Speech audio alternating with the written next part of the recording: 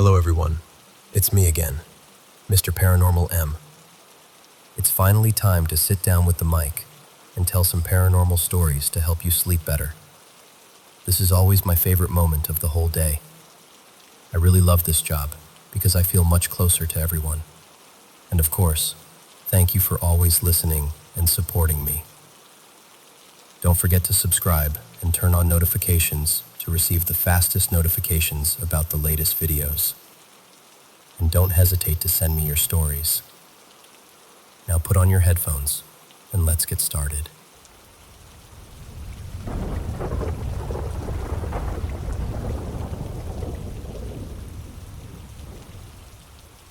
Okay, so, as most people around me have figured out by now, I've had a lot of experiences with ghosts and the paranormal. This isn't a once-in-a-while thing for me. I have spirits that basically live alongside us and check in every day, the way neighbors do. The ones I see most often are my good friend Riley, his twin brother Logan, and my husband's little shadow, Maya. Those three are kind of my regulars. They drift in and out of rooms, hang around when we're talking, and sometimes they're closer than the living people in my life. They've been with us long enough that I worry about them the way I worry about family. There are a few others who stay mostly in the house. There's Eli, who usually hides behind my mother-in-law's favorite chair. I'll see him crouched there, playing jacks on the floor, completely absorbed in his game, like a kid who never grew out of it. Then there's an indigenous teen who spends a lot of time by my mother-in-law's bedroom window, pacing back and forth. He has this protective energy, like he's on guard duty, because there's another spirit outside that same window that constantly tries to get in. You can feel the tension sometimes, like a quiet standoff. And then we've got the non-ghosts, the other entities. Two of them stay with us pretty regularly, Zeke and Lena. Zeke is technically a succubus, and Lena is an incubus. Don't ask me why the labels don't line up with what people usually expect. Trust me, I've given up trying to make it make sense. I let them pick what I'd call them, and those are the names they chose. That's kind of the theme in my life. I meet very odd beings, and half the time, I just roll with it. We also get visitors who drop in from time to time, like my stepdad and my husband's grandmother. They don't hang around constantly, but they come through enough that I can tell when they're near. The room feels a little fuller, a little warmer. And then there are the animals. A couple of dogs, more cats than I can honestly count, and yes, even fish. The dog spirits are the easiest for me to recognize. The three that show up the most are my husband's dog Muffin, my girl Kaya, and one other that just kind of tags along with whoever has food. Muffin was a boxer beagle mix, and she was one of the sweetest dogs I've ever known. Just pure wiggly love with paws. Kaya was my baby. She was supposed to be a pit bull and Rottweiler St. Bernard mix, but she grew into this long-haired, wild-looking dog who didn't quite fit any of those breeds. My family is pretty convinced her dad was part coyote, or maybe even wolf. It would explain her build and her coloring, and the way she'd stare off into the woods like she remembered something we couldn't see. The cats? There are honestly too many to keep track of. My family has had cats for as long as I can remember, so there's kind of a revolving door of cat spirits. The one who stands out the most is my son's cat, Midnight. Yes, he named her. He called her Mimi when he was being sweet. She was pitch black with a tiny white streak on her chin, like she'd dipped her face in milk. Every so often she'll pop back in, and because my current dog is about the size of a large cat, we'll catch a glimpse of Midnight and think it's Pumpkin, our little dog, slipping around the corner. Then Pumpkin comes trotting in from the opposite direction, and we just look at each other like, okay, that was definitely the cat. Something a lot of psychics or mediums won't always say out loud is that we are constantly surrounded by spirits, ghosts, non-human entities, and even what I'd call demons, though not in the strict Christian sense. They're around us in everyday life, way more than most people realize. And here's another thing that ghost shows and dramatic stories usually leave out. Not all entities are evil. They're not all out to hurt you or ruin your life. Most of them are just trying to navigate whatever living their death looks like for them. They have routines, attachments, habits, just like we do.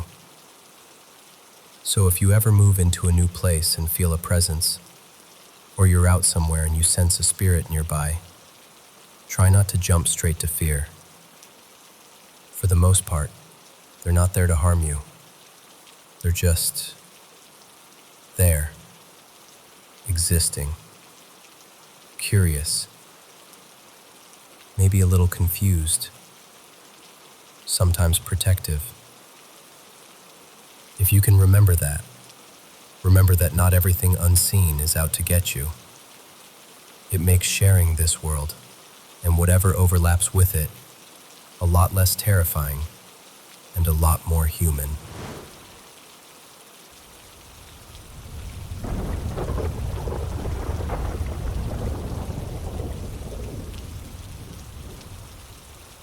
You know, every time we drive along the river near the Astoria-Megler Bridge, I can't help looking up toward that old fort on the Washington side.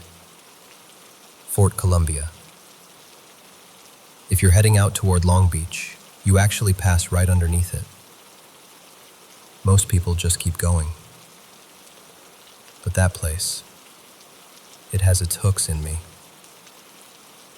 The fort's been there since the turn of the 1900s, built back when everyone was terrified of enemy ships sliding up the Columbia River. These days, it's a quiet little state park and historical site. Picnic tables, interpretive signs, the usual nothing to see here vibe. But there is so much more going on than the brochures let on.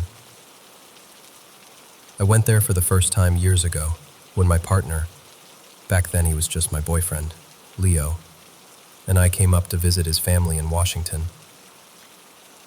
He knew I was a history nerd, so he suggested we check the fort out.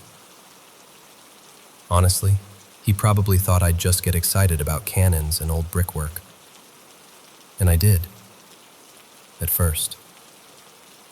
See, I don't usually read up on haunted stories before I visit a place. I like to go in clean, if that makes sense. I want to feel it for myself before other people's experiences get in my head. So I had no idea what people said about Fort Columbia. I just knew it was old, and old places remember things. From the parade ground, you can see the bridge stretching across the water, and on a clear day, you can even make out the Astoria column way off in the distance. It's beautiful in that quiet, melancholy way. Like the whole place is permanently stuck between then and now. The first time we walked up toward the barracks, I felt it immediately. You know that feeling when you walk into a crowded room and everyone stops talking and looks at you? That's what it was like, except the barracks were empty. I hadn't even gone all the way inside yet.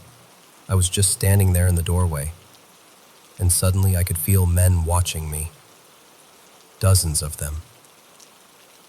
Not hostile, just curious, a little wary. It wasn't just from the barracks either. Across the way, near what used to be the officers' quarters, I caught this distinct sense of a woman and at least 2 children. I never saw them clearly, but it felt like a mother trying to keep her kids still while they peeked out from behind her skirts to look at the strange visitor wandering around their fort. All of that, honestly, I could handle. I've felt spirits before. That kind of background hum is almost normal to me in old places. But the bunker? The artillery bunker is different. The minute we stepped down into it, the air changed. It felt heavier, like something was pressing against my chest. There were soldiers down there too, spirits moving around, doing their jobs, checking equipment that hasn't existed for decades. Most of them didn't care that we were there. They just brushed past like we were ghosts to them. And then there was the other thing. I call it the shadow because I still have no better name for it. It isn't just a dark shape in the corner. It's like the absence of light and sound and warmth all at once. Even when I couldn't see it fully, I could feel it. The way you can tell someone is staring at you from behind without hearing or seeing anything. On that first visit, I tried to ignore it, pretend it was my imagination. But that only works for so long. We were walking through the bunker, my hand trailing along the cold concrete wall. And every few steps I kept catching it out of the corner of my eye, always slightly off to my left. Always just far enough away that if I turned my head quickly, it would slip out of focus. The fear hit me hard. And I've dealt with dark things before. Entities that didn't feel human. Places that hold on to anger. But this was new. This was deeper. Older. Wrong in a way I still can't quite put into words. Eventually, I saw it more clearly. I've encountered things without faces before, but this one felt like it wanted me to know it was aware of me. Not curious, not indifferent, focused. I froze. My whole body went cold. Hands, feet, even my scalp. I remember thinking, oh, this is bad. This is really, really bad. That's when Leo moved. He didn't see what I saw, not fully, but he could tell something was wrong. He stepped in front of me, just instinctively, putting himself between me and that thing. For a few seconds, it was like the air thinned out around us, like the bunker itself was holding its breath. And then, just like that, it was gone. Or at least, it felt like it retreated. We left shortly after that. I didn't say much until we were back in the car, and even then I could tell Leo was watching me out of the corner of his eye, like he was waiting for me to say, "Just kidding, I'm fine." I wasn't fine. The weird thing is, I knew I'd go back, and I have. We've been to the fort several times since then. Every time we go, Leo, now my husband, stays close to me in the bunker, almost like it's become our unspoken rule. He'll crack a joke, take a picture of the view, act casual, but the second we head down into that concrete tunnel, his hand finds mine or settles on my back, steady and grounding. The soldiers are still there. The women and children are still there. The fort is still as beautiful and heartbroken as ever. And the shadow is still there too. Sometimes I forget about it until we're halfway down the steps, and then that familiar pressure settles back over my shoulders. I don't always see it, but I can feel when it's paying attention. It's like the temperature drops just a few degrees, and the sounds from outside get muffled. Like we've stepped out of the world and into someone else's memory. Since that first trip, I finally let myself listen to some of the stories people tell about Fort Columbia. Legends about soldiers who died there, families who lived on base, rumors about people sneaking in at night to mess with seances and Ouija boards and whatever else TikTok tells them is a good idea. Some of it might be true. Some of it is definitely exaggerated.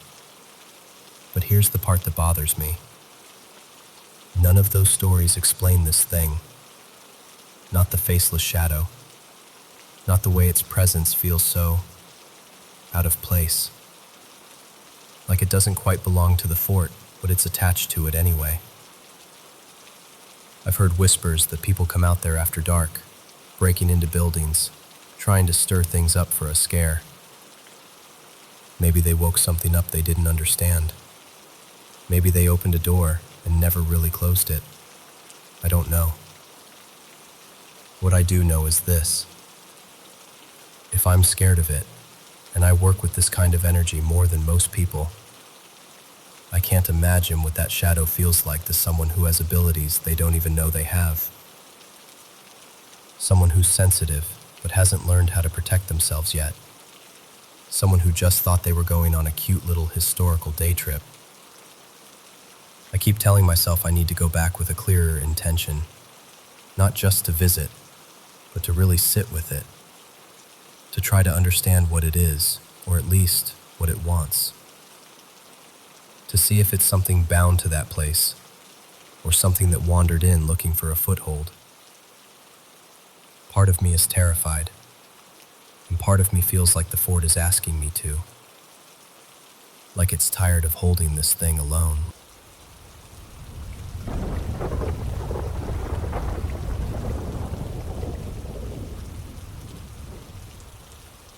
It's the night of April 26th, and I'm feeling miserable, with one of those annoying little colds that isn't bad enough to justify dramatic whining, but just bad enough to make you sneeze every 4 minutes.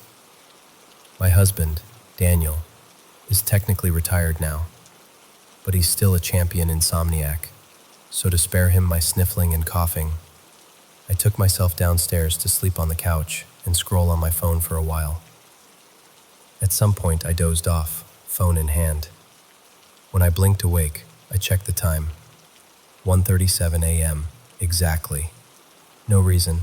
I just remember seeing the numbers and thinking, ugh, really? I decided I was up for a bit, so I opened the biography I'd been reading, one of those old Hollywood stories full of scandals and studio gossip, and started another chapter. I got completely sucked in. You know how it is when the rest of the house is quiet and the phone glow makes this little bubble of light around you? It was just me, the couch, and this dead movie star's bad decisions. And then, out of nowhere, it sounded like a tiny tornado exploded in the foyer. I mean that literally. 1 second, silence. The next, this whirring, churning rush of air, like someone had turned on an industrial fan inside a closet. It was loud. The weird part was, it made absolutely no sense. The weather outside was perfectly calm. No rain, no thunder. Just a still, ordinary night. And even if it had been storming, our front door and windows are old but solid. We don't get drafts like that. There was just no way for wind to be doing whatever that was. Our foyer is this small square space, maybe 8 by 8, right where everything meets. The stairs going up, a swinging door into the old butler's pantry and kitchen, and the big archway that opens into the living room where I was sitting. The tornado, or whatever it was, seemed to be stuck there at first, swirling in that little crossroads of the house. I sat up and looked. Nothing. No curtains moving. No papers flying. The usual mess on the foyer table. Mail, a scarf, a couple of receipts I keep meaning to throw away, was just sitting there behaving itself. Not even a flutter. That's when the spooked feeling kicked in. I put my phone down and just listened. The sound changed. The wind pushed through the oak swing door to the pantry with this heavy wham, as if someone had shoved the door open hard. Then it rushed through the pantry and into the kitchen, and I heard a sharp thwack against our old wooden kitchen table. It genuinely sounded like something invisible had body slammed it. I froze. Then it moved again, across to the far side of the kitchen, toward the east wall. There was another hit, this time against one of the upper cabinets, hard enough that I heard the dishes inside rattle from where I was in the living room. It wasn't subtle. It wasn't the house settling. It was forceful, deliberate sounding. And then came the part that really got under my skin. After the banging, there was this short series of clicks and pops. Not like the house creaking or pipes knocking, different. It was irregular too, like a pattern trying to form and almost making it, but not quite. The closest way I can describe it is that it felt like an attempt at speech. Not in any language, obviously, but there was something strangely intentional about it. Finally, I heard what sounded like heavy, slow footsteps. Thump, thump, thump, crossing toward the back door. Then, silence. Just the ordinary quiet of our sleeping house. I tried, very bravely I might add, to be rational about it. Old house, weird acoustics. Maybe the furnace did something odd. Maybe a branch fell just right. My brain started grabbing for any explanation it could find. I picked up my phone and tried to go back to reading, but my eyes were just sliding over the words. My heart wouldn't settle. Finally, I thought, you know what? I don't have to be brave. I can just go upstairs. So I did. I crept up the stairs, half expecting to hear that strange wind start up again behind me. But the house was quiet. When I peeked into the bedroom, Daniel looked like he was actually asleep, for once.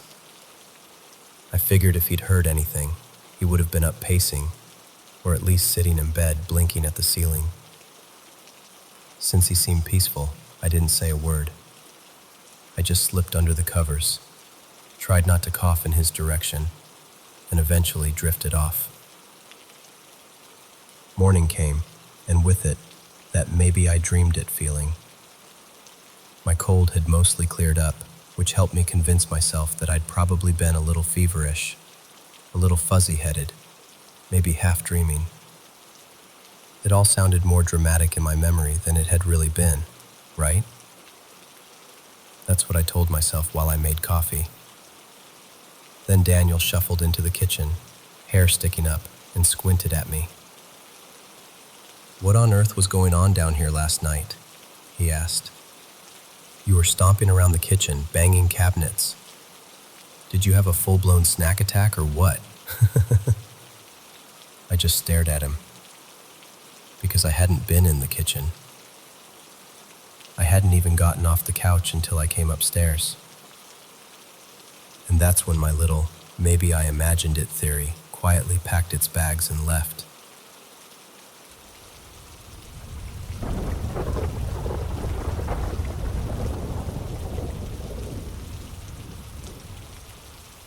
All right, let me tell you a story I heard that still gives me chills when I think about it. So, do you believe in life after death? In spirits that kind of overlap with our world, like two TV channels playing at the same time.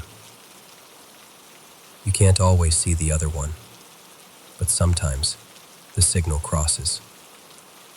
This story came from a car battery shop owner in Pathum Thani, Thailand. And unlike most ghost stories that happen at 3 a.m. in the dark, this one took place in bright, normal, weekday morning sunlight. The shop owner's name is Noon. She runs a little battery shop with her husband, Art. Their place is one of those local shops where everyone in the area knows, yeah, you can just show up early, they'll already be awake. That day, around 7 a.m., the shutters weren't fully open yet, but Noon and Art were already moving things around, getting ready. As they're sweeping and setting up, a car slowly pulls up to the front. Noon recognizes it right away. Regular customer. Same stickers on the back window, same slight dent on the bumper. The driver, a middle-aged uncle type, gets out and walks over to Art. Art, can you help me change the battery on another car at my house? This one's fine, but the other one won't start. They chat a bit, just normal talk. While they're talking, the back door of the car opens. Out steps this little girl, around 8 or 9, wearing bright yellow pajamas with big cartoon ducks all over them. Her hair is in slightly messy pigtails, and she's got that just woke up face. She walks straight past everyone and goes to play with Noon's golden retriever, Lucky, who's tied near the front of the shop. Lucky is usually picky about strangers, but with this girl, he's wagging his tail like crazy, licking her hands, rolling over for belly rubs. Noon looks at them and smiles. She calls out, "Nong kao mai len kang nai mai? Dio ron na loop." "Sweetie, wanna come play inside? It'll get hot out here." The girl just smiles shyly and says, "Mai pen rai ka. Nu yu trong ni dai." "It's okay. I can stay here." A few minutes later, the dad finishes talking to Art and says, "Okay, follow me to my house in like 10 minutes, all right? I'll go send my daughter to school first." He closes the door, and the little girl hops back into the car with him. The car pulls away like normal. So Noon sits on the back of their motorbike, holding a brand new battery on her lap, while Art drives. It's not far, about 5 minutes away. They ride into this older, gated community. Nothing fancy, just an older neighborhood where the security guard is half asleep. You know the type. The front gate is already open, no checking IDs or anything, so they just drive in. They find the house easily. 2-story place, white walls, bit faded but still clearly lived in. When they pull up, the gate is open. The lights inside are on. They can hear a TV running from the living room. From the kitchen, there's the sound of pans clinking and someone cooking. They even catch the smell of fried eggs and garlic. Classic Thai breakfast vibes. Everything feels completely normal. Lively, even. The customer walks out of the front door, same guy from earlier, and greets them like nothing strange has ever happened in his life. He leads them to a white sedan parked in the driveway and asks Art to replace the battery. While Art is working, Noon stands nearby, just making small talk with the owner, like locals do. She says, "Your daughter is really cute. Those duck pajamas are adorable." He pauses. "My daughter?" Noon nods. "Yeah, the girl who played with my dog this morning.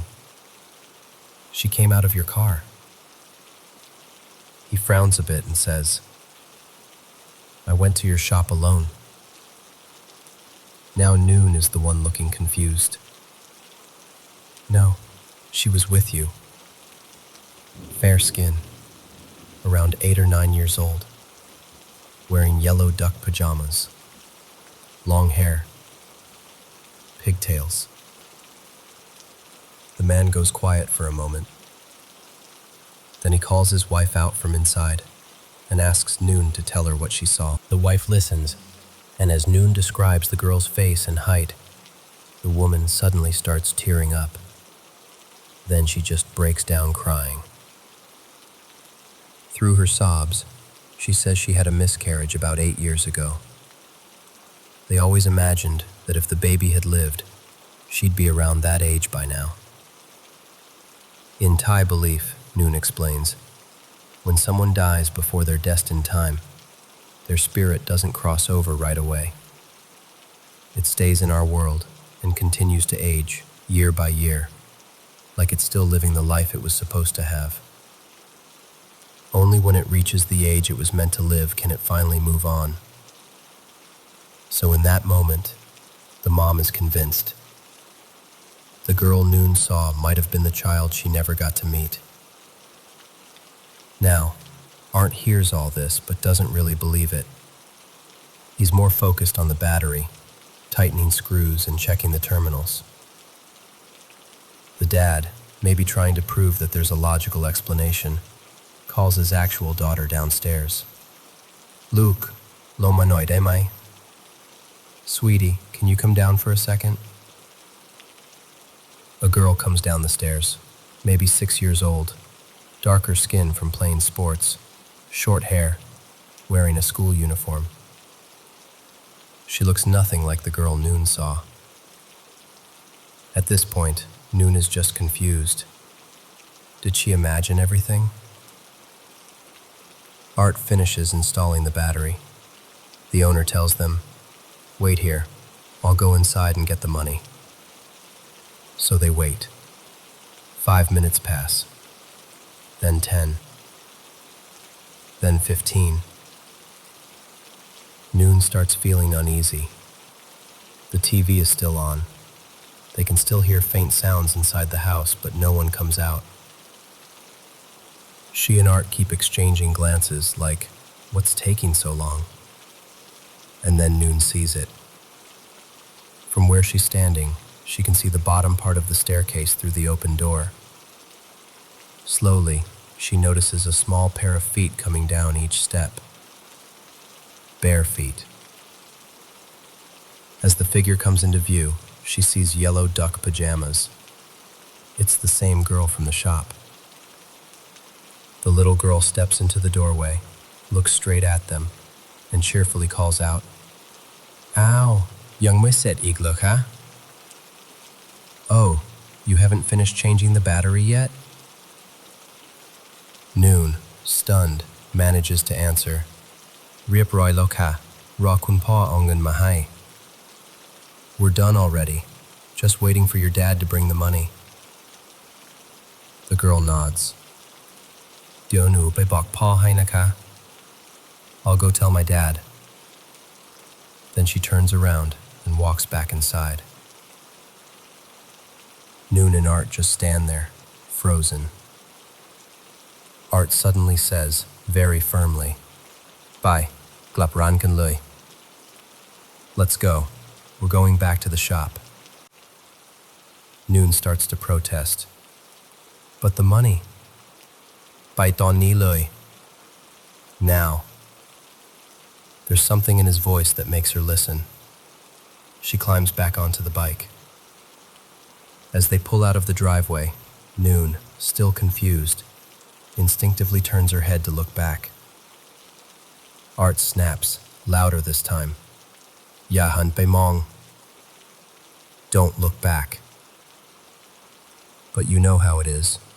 When someone tells you not to look, you want to look even more. So she does. And what she sees nearly makes her lose her grip on the battery. The lively neighborhood from earlier is gone. The house they were just at, the open gate, the warm lights, the sound of TV, the smell of breakfast, replaced by a locked, rusting gate, windows coated in thick dust, dead leaves piled up in corners, vines crawling up the walls of every house. The entire street looks like it's been abandoned for years. No lights, no sound, no people. Just an empty, forgotten street. They ride back to the shop in silence. As soon as they arrive, Noon calls one of her close friends who knows that area well. She asks, "Hey, what's going on with that old gated neighborhood near? We were just there." Her friend responds, That place? That street's been empty for a long time already. No one lives there anymore. Why? That night, Noon and Art talk about it over and over again. Art, being practical, says one thing though. Ghost or not, I'm not giving away a brand new battery. When they return to the entrance of the neighborhood, the main gate is now closed, and there's a big sign hanging there. Hamkao. Do not enter. That sign definitely wasn't there in the morning. They look at each other. Art shrugs, the way Thai uncles do when they've already decided. He squeezes the motorbike through a side gap and drives in anyway. They ride slowly down the same street. In daylight, it's even clearer. The whole area is abandoned. Houses are dusty, gardens overgrown. No curtains, no movement, no signs of life. When they reach the same house, the gate is locked with a chain. The driveway is covered in weeds. There's no white sedan, no sound, no TV, just silence. Art climbs over the gate while Noon waits outside, peeking through the bars. A minute later, he calls out, "Noon, look over there." She stands on her tiptoes and sees it. Lying on the ground near where the car used to be, half buried in tall grass, is a battery box. In it is the same new battery she'd been holding earlier. Art swears he installed that battery into the white car that morning. But now, the car is gone, and the battery is back on the ground like it was never used. He grabs it, climbs back over, and they head home without saying much. Later, after asking around even more, they learn the full story. There used to be a family in that house. A mom, dad, and a young daughter. One morning, on the way to take their daughter to school, they were in a car accident. All three of them died. Not long after, neighbors started reporting strange things. Lights turning on by themselves. TV sounds at odd hours. The faint noise of people talking or cooking. Like the family was still there, living out their usual routine. One by one, the people living nearby got scared and moved away. Houses went up for sale. Eventually, that whole stretch of the neighborhood was abandoned. Somewhere in that timeline, whether before the accident or after, the father had brought a car to Noon and Art's shop to change a battery. And now, it's like he came back for another one. So was that customer in the morning really human? Was that little girl really the child that never got to be born? Were they somehow stuck in a loop, still doing everyday things like sending kids to school and changing car batteries? Noon told me, "I don't think they even know they're dead. It's like they're just continuing." And then she laughed a little and said, "Well, at least we know one thing. If even ghosts come back for a battery change, our shop service must be really good."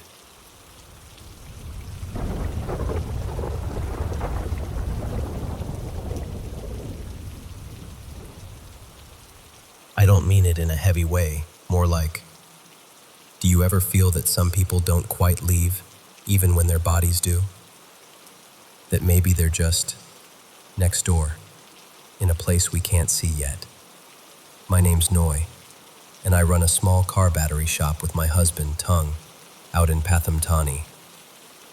It's a simple place, metal shutters, the smell of rubber and engine oil, and a lazy brown Thai Bang cow dog named Milo who thinks he owns the street. This happened a few years ago. and it still gives me goosebumps when I think about it. That morning, it was around 6:30 a.m. The shop wasn't officially open yet, but the locals know that if the front lights are on, they can knock. Tun was in the back making coffee, and I was sweeping the floor, half awake. A silver SUV pulled up in front of the shop. I recognized it right away. We'd seen that car plenty of times before, regular customer. The driver's door opened, and a man stepped out, neatly dressed, like he was on his way to work. He greeted me politely and then walked over to Tun. He said he needed a new battery, not for this car, but for another one parked at his house. He asked if we could bring the battery over and change it there, because he needed to drop his daughter at school soon. While they were talking, the back door of the SUV opened. Out stepped this little girl, maybe around 9 or 10 years old, wearing light blue cartoon pajamas with big yellow ducks on them. Her hair was tied into 2 small pigtails. She didn't say anything, just walked straight past me to where Milo was dozing by the doorway. Milo is usually picky about strangers, but with her, he wagged his tail and rolled over like they were old friends. I smiled and said, "Nong, you can come play with him inside if you want. The floor's cleaner in here." She glanced at me, smiled a little, and said, "It's okay, I like it here," without even looking up from scratching Milo's neck. A few minutes later, the man turned to us and said, "All right, follow me to the house in about 10 minutes. I'll just take my daughter to school first." The girl stood up, gave Milo one last pat, and climbed back into the SUV. The man nodded at me, got in, and they drove off like everything was perfectly normal. Tun loaded a new battery into the box and tied it to the back of our motorbike. I climbed on behind him and held the battery steady on my lap. The ride to the customer's place was short, maybe 7 minutes at most. It was an old housing estate, the kind with fading signs and a security booth that looked more decorative than functional. The front gate was wide open. There was a guard inside the booth, but he didn't even look up when we passed. Just sat there, radio playing softly. We followed the directions the man had given us and stopped in front of his house. The lights inside were on. I could hear a TV playing some morning show. There were sounds from the kitchen, plates clinking, someone moving around, the faint smell of garlic being fried for breakfast. It felt like any other Thai family morning. The front door opened, and the same man stepped out, now without his car keys in hand. He greeted us again and led Tun toward a white sedan parked in the driveway. While Tun started swapping out the old battery, I stood closer to the doorway, chatting politely like we usually do with customers. I said, "Your daughter is so cute, by the way. She really likes dogs, huh?" He frowned a little. "My daughter?" "Yes," I said, a bit confused. "The girl in duck print pajamas who played with my dog at the shop just now." He stared at me for a moment, like he was trying to decide if I was joking.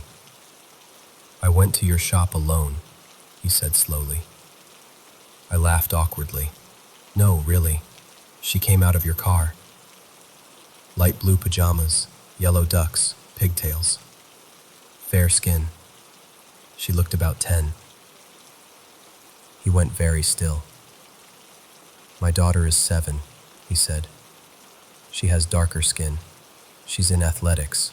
She's always out in the sun. And she wore her school uniform this morning." She came out, wiping her hands on a dishcloth, and he asked me to repeat what I'd seen. So I did. The car, the pajamas, the way she played with Milo. As I described the girl, fair skin, about 10, duck pajamas, I saw the wife's eyes start to fill with tears. Then she started crying. Not loud, just this deep, quiet kind of crying that makes your chest hurt when you hear it. She told me that about 10 years ago, she'd had a miscarriage. They had been expecting a daughter. In Thai belief, when someone dies before their destined time, their spirit doesn't move on right away. It stays in our world, growing older as the years pass, until it reaches the age it was meant to live. Only then can it finally leave. So to her, what I described sounded exactly like the daughter she never got to meet. Ton, of course, is the practical type. While all this was happening, he was still focused on the battery. I could tell from his face he didn't really believe any of it. The husband must have noticed, because he said, "Wait here. I'll call my daughter down so you can see for yourself."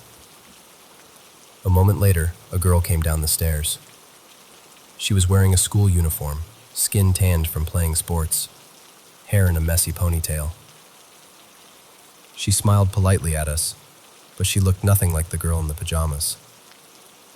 Tun shot me a look like, "See? You must have been mistaken." I didn't argue. I wasn't sure what to think myself. After Tun finished changing the battery, the husband told us to wait while he went inside to get the money. So we waited by the bike. No big deal. Happens all the time. 5 minutes passed. Then 10. Then 15. You know when a normal wait starts to feel wrong? Like time is stretching a bit too much? Tun and I looked at each other. He shrugged, but I could see he was getting uncomfortable too. The house was still, but the TV was no longer audible. I couldn't hear the kitchen sounds anymore. It was just quiet. Then, from inside the house, I heard the soft thump, thump, thump of small footsteps on wooden stairs. A pair of small feet appeared at the top of the staircase, and then she stepped into view. The same girl. Same light blue pajamas with yellow ducks, same pigtails, same calm face. She walked down the stairs like she'd done it every morning of her life. She slid open the front door and looked straight at us. "Oh, you haven't finished changing the battery yet?" she called out, sounding surprised. My heart dropped into my stomach. "The battery's done already," I managed to say. "We're just waiting for your dad to bring the money." She tilted her head, as if thinking, then said, "I'll tell him," and turned around, walking back into the house. The door closed behind her. I just stood there, frozen. Tun inhaled sharply and said, very quietly but firmly, "Noi, let's go." I blinked at him. "What about the money?" "We'll figure it out later," he said. Then more urgently, "Now, Noi." There was something in his voice that made me obey without another word. I climbed onto the bike, and he started the engine. As we rolled away, curiosity clawed at me. I wanted just one more look, just to see the house, the windows, anything to prove that what I'd seen was real. I turned my head. "Noi, don't look back," Tun snapped. But of course I did. And what I saw still makes my hands shake when I talk about it. The lively street we'd driven into less than an hour ago. Warm lights, faint TV sounds, the smell of cooking was gone. Every house on that stretch looked abandoned. Windows dark, paint peeling, balconies choked with vines, dry brown leaves piled up along the sides of the road. You know how dust looks when it's been collecting for years? Like a dull gray film over everything? It was like that. The house we had just been standing in front of looked empty, like no one had lived there in a very long time. I whipped my head back around and grabbed onto Tun more tightly. Neither of us said a word the whole ride back. She went quiet for a second, then said, "Noi, that street's been empty for a while now. No one lives there. Didn't you know?" I didn't sleep well that night. Now, you'd think the story ends there, right? But my husband, practical, stubborn Tone, was not about to give away a brand new battery for free. Ghosts or no ghosts. Around 11 a.m., when the sun was higher and the world felt normal again, he said, "Let's go get the battery. I want to see that place one more time. Properly." Honestly, I didn't want to go. But I also didn't want him to go alone. So we rode back. This time, when we reached the entrance of the housing estate, the front gate was closed. There was a big, newly painted sign hanging there. "Do not enter." I swear to you, that sign was not there earlier that morning. The guard from before was nowhere to be seen. Tone stared at the gate for a moment, then looked at me. I could tell what he was thinking. I sighed and said, "Just be quick." He pushed the gate open enough for the bike to slip through, and we rode back to the same street. In the late morning sun, there was no way to pretend anymore. The whole place was clearly abandoned. Empty houses, overgrown yards, rusted gates. No sounds, no movement. Just the buzz of insects. When we got to the house, the gate was locked with a heavy chain. The yard inside was wild with weeds and tall grass. The windows were dusty and dark. No lights, no TV, no smell of breakfast, just silence. Tone climbed over the gate while I stayed outside, gripping the bars. He disappeared around the side of the house for a moment. Then I heard him call my name. I stood on my toes, peeking over the gate. There, in the middle of the overgrown grass near the driveway, was our battery box, half buried in green. The flaps were still open. The new battery was back inside, like someone had carefully placed it there. The white sedan we'd worked on earlier, completely gone. Not even tire marks. "But you installed it already," I said, my voice shaking. "I did," Tone replied. "I tightened it myself." He didn't waste another second. He grabbed the battery, hoisted it up, climbed back over the gate, and we left that place without looking back. Later, after asking around more carefully, we heard the rest of the story. There had been a family living in that house years ago, a father, mother, and a little girl. One morning, while driving their daughter to school, they got into a serious accident. None of them survived. Not long after the funeral, neighbors started noticing strange things. Lights turning on in the house at night, the TV flickering, the sound of people talking, of cutlery clinking, of a child laughing. Curtains moving when no one lived there anymore. Some neighbors tried to ignore it, others couldn't. One by one, people on that stretch of road put their houses up for sale. Eventually, the whole area became known as a place people avoided. I had heard rumors, but I never connected them to that particular house. Until that day. So, was the man who came to our shop that morning really alive? Was the girl in the duck pajamas just my imagination? I don't have a clear answer for you. But I remember how Milo's tail wagged when she played with him. I remember the weight of the battery on my legs as we rode into that estate. I remember the smell of garlic from their kitchen and the way the wife cried when I described the girl I saw. And I remember that when I looked back at that street, it was nothing but dust, dead leaves, and empty houses. I'll tell you this, though. Ever since that day, when I open the shop in the early morning and I hear little footsteps, or feel like someone small is standing just out of sight by the doorway, I always look down first, just in case there's a girl in blue duck pajamas waiting to play with Milo again.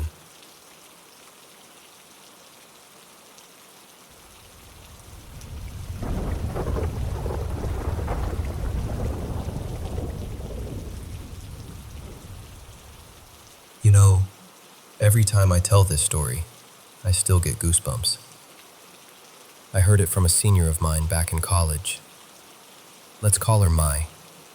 She used to work as a babysitter in Bangkok during the Asian financial crisis, around 1998. Her family's small garment shop had gone under almost overnight, so she was desperate for any job she could find. That's how she ended up working for this well-off Malaysian family, living in a quiet seaside neighborhood on the outskirts of the city. Just 3 of them in the house: the mom, the dad, and their little girl, a 3-year-old named Aaliyah. Aaliyah, from the first day, was this tiny, clingy kid, super attached to her mom, always jumpy at small sounds, scared of strangers. But the house itself, honestly, Mai said it felt normal, calm even. 2 floors, lots of windows, a view of the water. She'd go in the morning, play with Aaliyah, feed her, clean up a bit, then clock out around 5 in the afternoon. Routine, quiet, nothing strange. For about a month. One day, the mom told Mai, "I'll be home late today. Can you stay a bit longer?" Extra pay, of course. And since Mai needed the money, she said yes right away. That evening, as the sun was going down, Aaliyah started getting really cranky. Whiny, clingy, just not herself. Mai assumes she was hungry or sleepy, so she went to the kitchen to warm some milk. She's there stirring the pot, half tired, half zoning out, when suddenly, Aaliyah screams. Like, full-on terrified scream. Mai drops everything and runs back to the living room. And Aaliyah is gone. Now, imagine that. You're responsible for someone else's child, and she disappears in the span of a minute. Mai said her heart just dropped, but she tried to stay logical. Aaliyah's only 3. She can't have gone far. So Mai starts searching the ground floor, calling her name, checking under tables, in the bathroom, everywhere. And then she hears it. Soft giggling from upstairs. She said it was that kind of giggle that kids do when they're playing with someone they really like. Except there was no one else in the house. Mai runs up the stairs, follows the sound, and it leads her to the master bedroom. The door is slightly open. She pushes it gently, and there, on the bed, is Aaliyah, sitting cross-legged, laughing, and poking at a doll. Mai feels this wave of relief. She's just glad the kid is okay. But as she walks closer, something about the doll hits her as wrong. It's about the size of a Barbie, but it doesn't look like any doll you'd see in a toy store. The skin looks too real. The hair is long and dark, like actual human hair. And then she notices the doll has fingernails and toenails, not painted on plastic ones, actual little nails protruding out of its tiny fingers and toes. And when the light hits its face, she sees sharp, tiny fangs in its mouth.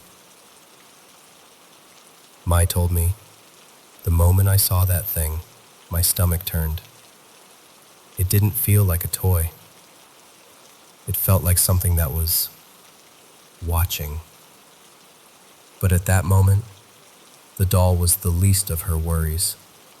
She just wanted Aaliyah away from it. So she reaches out to pick Aaliyah up, and the kid suddenly screams. Blood starts dripping from one of Aaliyah's fingers. She's wailing now, holding her hand, and Mai is panicking, trying to see where the cut is, trying to calm her down. To make things worse, the house phone rings. It's the mom. She hears Aaliyah crying in the background and immediately asks, "What happened? What's wrong?" Mai, still in shock, can only say, "She's bleeding. Her finger is bleeding." The parents rush home soon after. Mai explains everything that happened and hands the doll over to the mom, thinking maybe it belongs to them. She goes pale, then furious. She turns to her husband and starts yelling at him. He snaps back, and suddenly they're both shouting at each other in a mix of Malay and Indonesian that Mai can't fully follow. She can tell one thing, though. Whatever that doll is, the mom did not want it near her daughter. Later, Mai would realize that night was when the hauntings really began. After that, the atmosphere in the house changed. Mai said she never felt alone, even when it was just her and Aaliyah. She'd be playing with the kid on the floor and feel this pressure, like someone was standing behind her, watching. Sometimes, out of the corner of her eye, she'd see a tall, shadowy figure at the end of the hallway. But when she turned to look directly, nothing was there. In the kitchen, while washing dishes, she'd hear faint whispers, soft, rhythmic, like someone reciting prayers in a language she didn't understand. There were no phones on, no radio, no TV. Just her and a 3-year-old. But the voices kept coming and going. This went on for months. By the 5th or 6th month, Mai had had enough. She needed the money, but she was worn down, exhausted from being scared all the time. She finally opened up to a close friend about it and told her, "I'm going to quit. I can't do this anymore." Her friend, trying to be supportive, said, "Okay, let me come over once. I'll keep you company, then you decide." A few days later, on a day when both parents were supposed to be out, Mai's friend came by. Mai opened the gate and greeted her, all relieved to finally have someone there with her.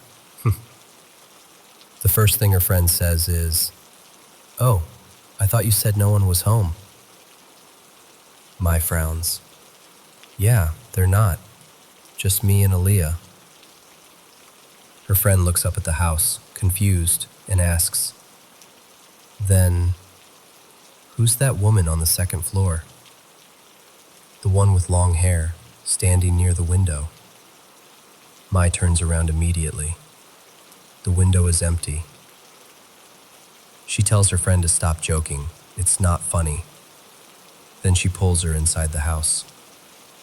As soon as her friend steps in, she covers her nose and winces. "What's that smell? It's like something dead." Mai smells nothing. To her, the house is just the same as always. No weird odor, nothing. She laughs it off nervously and says, "Seriously, I don't smell anything. Come sit in the living room. I'll get you something to snack on. So Mai goes to the kitchen for a few minutes, and then she hears a scream. Not from Aaliyah, from her friend. She drops what she's doing and runs to the living room, just in time to see her friend bolting straight out the front door and through the gate, like she's running for her life. Mai chases after her, shouting, "What happened? What's wrong?" Her friend, shaking and out of breath, yells into the phone when Mai calls her. "That woman I saw upstairs, she came down. She was naked, and she tried to stab me." Mai thinks she's lost it. "What are you talking about? I told you, no one is here." Her friend insists, voice cracking, "I'm not making this up. She ran at me, Mai. Hair down to her waist, eyes wide, like she wanted to kill me." After that, Mai said, it stopped being just weird or uncomfortable. It became terrifying. But still, she kept quiet. Who could she tell? Who would believe her? She tried to keep going, pretending everything was normal, until the incident that finally made her walk away. It was an ordinary afternoon. The mom was out, and Mai was doing her usual babysitting with Aaliyah. The dad, who was usually more like a ghost than any actual spirit, always working, barely talking to his daughter, was home that day. But that day, out of nowhere, he picks up Aaliyah and carries her upstairs. Mai finds it strange, but she doesn't say anything. She's in the living room tidying up when suddenly she hears Aaliyah scream again. This time, it's different. Louder. More desperate. Mai runs upstairs and finds Aaliyah standing there, both hands covered in blood. Not just one little cut on a finger, both hands, palms and fingers, bleeding. Drops of blood on the floorboards. The dad is standing a few steps away, just staring at his daughter. Not rushing to help, not comforting her, just watching. Mai rushes in, grabs Aaliyah, and tries to stop the bleeding. She's shaking, trying to figure out what happened, what cut her this badly. She calls the mom immediately. When the mom gets home, she and the dad go into their room to talk, and Mai overhears bits of it. The dad says it was an accident, that Aaliyah was playing with a knife and hurt herself. The mom doesn't buy it. You can hear it in her voice, the disbelief, the anger. They start arguing again, and Mai realizes something. Whatever is wrong in this house, it's not just the haunted part. It's the people. That night, she tells the mom she wants to quit. The mom breaks down crying. She begs Mai to listen to her first, says she needs to tell someone what's really going on, because she can't talk to anyone else. The family has a reputation. Her husband is a respected businessman, and no one would understand. So, she confides in Mai. She tells her that her husband is deeply involved in black magic and witchcraft. Not just a bit superstitious, full-on rituals, amulets, offerings. And that strange doll Mai saw? It's called a jenglot. The mom explains that people believe a jenglot has a spirit or ghost bound to it. It's treated like a charm or an amulet, supposedly bringing power, protection, or success. But it doesn't come for free. To take care of a jenglot, you have to feed it blood. And the bigger your wish, the bigger the sacrifice. Her husband, she says, believes that the purer the blood, the more powerful the result. Children's blood, especially from his own child, he sees as the ultimate offering for his business deals and ambitions. Mai feels sick hearing this. Suddenly, so many things click into place. Aaliyah's constant fear, the way she only truly relaxed around her mom. The random injuries, always brushed off as accidents. Her friends seeing the woman with long hair, reeking of decay, charging at her. The whispers, the shadows. The mom says she found out about the jenglot and the rituals long ago, but she's trapped by culture, by family pressure, by fear of what her husband might do if she exposed him. She stays for her daughter, hoping she can protect her at least a little. Mai listens, heart pounding, hands cold, and that's when she makes her decision. She hugs the mom, apologizes, and tells her she really, truly cannot stay any longer. The spirits, the blood, the lies. It's too much. She says goodbye to Aaliyah, who clings to her one last time, confused but strangely quiet. Mai walks out of that house and never goes back. When she finished telling me this story, she went silent for a while. Then she said, "I still think about that little girl. I wonder if she's okay. I wonder if she ever got away from all that." And honestly, same. Because at the end of the day, all the ghosts and creepy dolls and black magic aside, the scariest part of this story isn't the jenglot. It's a father who could hurt his own child and call it sacrifice. She was only 3. Some people should never be allowed to have that kind of power over a helpless kid.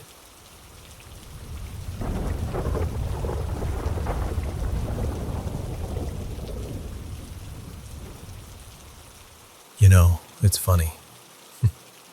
When people ask me about the worst place I ever pulled a shift, they expect a war story. Explosions, firefights, something like that.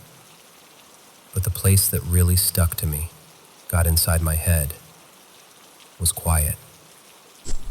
We called it Post 9. It was way up north, farther than any map made it feel. Just a little listening station buried in snow and bad decisions. Nothing around us but wind, drifts, and this kind of silence that didn't feel empty. It felt heavy, like it pressed against your skin. Nights there didn't really end. The sky just went from black to a slightly different black. The fluorescent lights in the barracks buzzed non-stop, one long, nervous note, and the walls always felt damp and cold, like they were sweating from the inside. My bunk was against the far wall, right under a cracked strip of paint. I remember that detail for some reason, that crack. I used to stare at it when I couldn't sleep. Anyway, one night, the wall above my head starts making this sound. At first I think, pipes. Old bass, shoddy repairs. Everything rattles when the wind decides to howl. Maybe mice, maybe the woods settling in the cold. You can explain away anything at the start, you know? But this wasn't just creaking or tapping. It was shaping itself into something, into my name. I'm lying there, eyes closed, almost asleep, and I hear it, right over my head, this breathy little murmur, pulling my name out of the plaster. I froze. I remember feeling my heartbeat in my teeth. I waited, holding my breath so I didn't make a sound, but it didn't come again. Just the buzz of the light and the wind outside. Next night, though, it comes back. Clearer, closer. This time it doesn't just say my name. After it whispers that, it says, "Open it." I sit up so fast I almost fall out of the bunk. I can see my breath in the air, like steam from a kettle. Everything is quiet, but that kind of quiet that feels like someone's listening. So I whisper back, because of course I do. I say, "Who's there?" Nothing. Just the light flickering a little, doing that nervous blink it used to do when the generator was thinking about quitting. And then I hear, "I'm inside." So soft I almost think I imagined it. But I didn't. I knew I didn't. It had weight. You ever notice that? Some sounds have weight. They push the air a little different, like you can feel them on your ear, not just hear them. I told myself it was isolation. Too many nights without real sleep. You start to hear patterns in the static, voices in the fans. That's normal, right? But I pressed my palm flat against the wall above my head, and I swear to you, there was something behind it. Not moving much, just breathing. By the third night, I'd talked myself into and out of believing it maybe 100 times. I told myself I wouldn't do anything stupid. I'd ignore it, put in earplugs, pray the generator would die so the whole place would go dark and force everyone to move. But that whisper kept coming. Little things. My name. Open it. Sometimes just this slow, drawn-out breathing, like someone on the other side was trying not to cough. So that night, I snapped. I waited until my bunkmate, Malik, solid guy, never asked too many questions, was out on watch. Base was dead quiet, just me, the humming light, and the sound in the wall. I grabbed my multi-tool, little thing with a short blade, and I started cutting into the paneling above my bed. I made this narrow opening and reached my hand in. It was colder inside the wall than it was in the room. Still air, dry, completely empty. No pipes, no nest, no hidden crawl space. Just hollow space between boards. I remember feeling this mix of relief and embarrassment, I guess. Like I'd just proved to myself how badly I'd been spooked. And then, from behind me, right by the door, a voice said, "Too late. I'm not inside anymore." I went cold all over, not just scared, emptied out. I turned around so fast I banged my shoulder on the bunk. No one was there. The barracks were empty. Every bed in perfect military order, lockers shut. The light flickered once, then again, then steadied like nothing had happened. I dropped the multi-tool. My hands were shaking so hard I couldn't even pick it back up. And then, right beside my ear, as close as if someone was leaning over my shoulder, I heard a whisper. Same words as before, same tone. But this time, it was my voice. Go back to sleep. I don't remember lying down. I don't remember closing my eyes. It's like that part got cut out of the film. When I woke up, everything was normal. The wall above my bunk, perfect, not a scratch, no cut, no crack bigger than the one I'd stared at 1,000 nights before. My multi-tool was gone, but my hands were raw. Little cuts across my palms and fingers like I'd been digging through something sharp. Dried blood under my nails. Malik came in from his shift, walked past my bunk and just stopped. Looked at me. His face was pale in that washed-out light, and his eyes had this far-away, hollow look, like he'd seen something he was still trying to pretend he hadn't. He didn't ask what happened. He didn't need to, because in that moment, just from the way he looked at me, I knew. He'd heard it too. Maybe not my voice, maybe not from my wall, but something had spoken to him as well. After that, the whisper stopped calling my name. It didn't tell me to open anything. It didn't breathe in the wall above my head. In some ways, that was worse, because instead of hearing it, I started feeling it. You know when you're falling asleep and your body jerks because your brain thinks you tripped? It was like that, but inside. Every time I breathed in, there was this drag, like something was adjusting itself under my ribs, making room.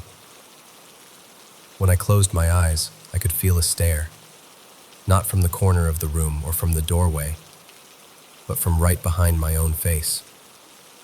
Like something had climbed out of that wall and just stepped into me. And then, a few weeks later, a new kid got assigned to our barracks. Fresh uniform, boots still too stiff. That hopeful look in his eyes you only see on the first week. He took the bunk 2 down from mine. Didn't complain about the cold. Said the silence was peaceful. Yeah. First or second night, I'm lying there, pretending to be asleep, and I hear him whispering to the wall by his bed. Just a soft, uncertain, almost embarrassed whisper. "Hey, you there?" And from the way the air shifted, from the way he stopped breathing for a second, I knew it had answered. I never heard what it said to him. Didn't need to. See, I think that's how it works, how it spreads. One by one. It talks to you long enough that you open something. Wall, door, yourself. Doesn't really matter. It gets in. And once it's in, it uses you to reach the next guy. And the next. And the next. Post 9 stopped feeling like a place to me after that. It felt like a mouth. A big, quiet mouth, buried in the snow, just waiting for the next man to lie down and put his head near the wall. Every person who sleeps there for long enough, we all end up speaking for it, one way or another. If you hear a voice in the wall calling you, don't listen. If it asks you to answer, don't. And whatever you do, don't cut into the wall.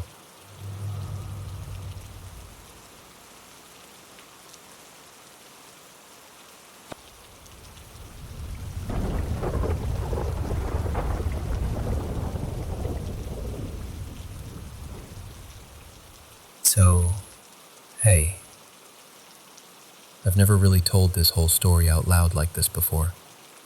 I shared bits of it with my Aunt Rosa and my cousin Mia a long time ago. But lately it's been on my mind, and I kind of feel like maybe it's time to actually talk about it. This happened when I was about 14 years old. I was walking home from my friend Lena's house. She lived maybe 1.5 miles away from me, on the outskirts of our little town.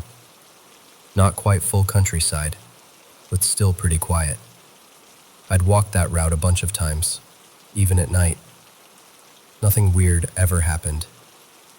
It was the kind of area where you know every bump in the road, every fence post, every porch light. That night, it was late, around 12:30 a.m. or so. I had one earbud in, music playing low, just kind of zoned out and walking like I usually did. And then, out of nowhere, this awful feeling hit me. It was like my body realized something was wrong before my brain did. My chest tightened, my skin went cold, and I suddenly felt like I wasn't alone anymore. Not in a, maybe someone's around way, but in a, something is watching you way. My feet actually stopped moving on their own. I pulled my earbud out and just stood there on the side of the road, listening. It was so quiet. No cars, no dogs barking, just my own breathing. I looked out to the side of the road, over this stretch of empty field that I'd passed 100 times. And that's when I saw it. There was this shape, a shadow figure standing out in the field. Not near a tree, not by a fence, just there, by itself. When I noticed it, it was already facing my direction, like it had been watching me the entire time. When its head turned a little, like it was really locking eyes with me, my whole body went numb. It was tall and dark and wrong. That's the only way I can explain it. Almost like those internet stories about Slender Man, but not exactly. It didn't have a clear face. It was more like a human-shaped hole cut out of the world. Like all the light around it just disappeared. I don't know how long I stared at it, but at some point it tilted its head, just a tiny bit, and then it started running straight at me. I have never felt fear like that in my life. Every instinct in me just screamed, "Run." So I did. I turned and ran as fast as I could, full sprint down that road. My heart was pounding so hard I could hear it in my ears, louder than my own footsteps.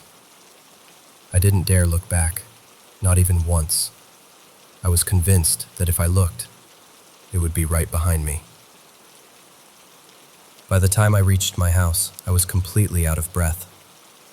Shaking so badly, my hands could barely get the key in the door. I slammed it behind me, locked everything, and just stood there in the hallway, trying not to cry. That night, I couldn't sleep. At all. I turned on my bedroom light, then my lamp, then even the little fairy lights I had on my wall. Like layers of safety that didn't really do anything.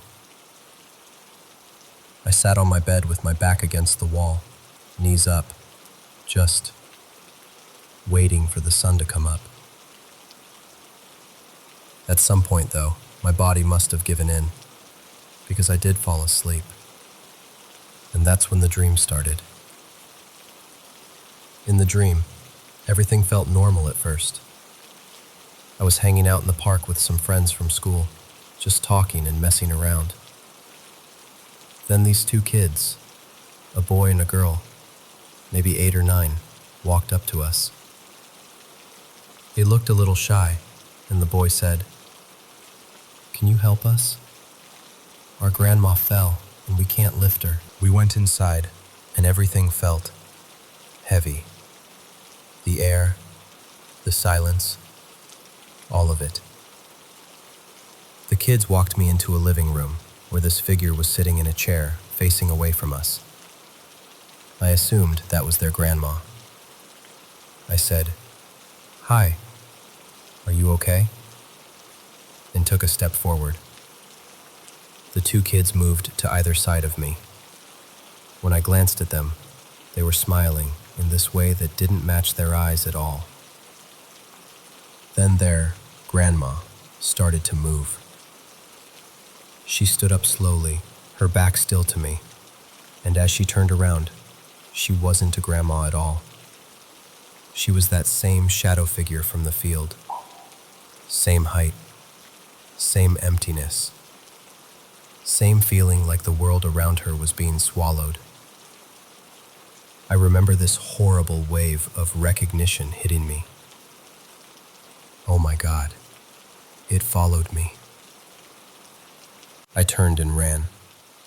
The house suddenly felt like a maze, hallways stretching too long, doors that didn't lead anywhere. I was sprinting, heart racing, and somewhere in the middle of that panic I thought, wait, this is a dream. I just have to wake up. And I did. I snapped awake in my bed, except I couldn't move. I was on my back, eyes wide open, staring at my ceiling, and my whole body was frozen. I tried to lift my arm. Nothing. I tried to turn my head. Nothing. Then I realized I couldn't breathe properly either. It felt like something heavy was sitting on my chest, pressing down, squeezing the air out of me. Like hands around my throat that I couldn't see. I wanted to scream, but no sound came out. It was pure terror. My lungs were burning, my mind was panicking, and I kept thinking, this is it. This is how I die. Then, just as suddenly as it started, it stopped. I could move again, but the second I caught my breath, I was back in the dream, still running through that house. This happened twice.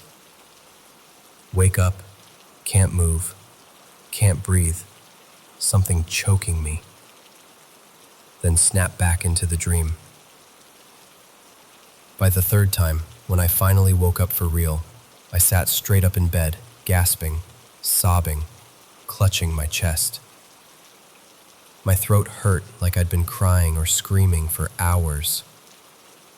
With my asthma on top of it, it felt so real, I honestly wasn't sure if I had actually been choking.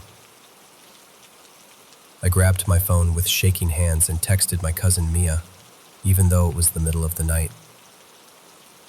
I just poured everything out in these long, panicky messages. The shadow in the field, the dream, the choking, all of it. She stayed up with me, messaging back and trying to calm me down. She even tried looking things up online, sleep paralysis, shadow people, whatever she could find. Back then, there wasn't as much info around, and nothing she found made me feel much better. But it helped just knowing someone was there with me. I wish I could say that was the end of it. But a few days later, little things started happening around the house. One night, I had a couple of friends over. We were watching a horror movie in my room, which is kind of ironic now.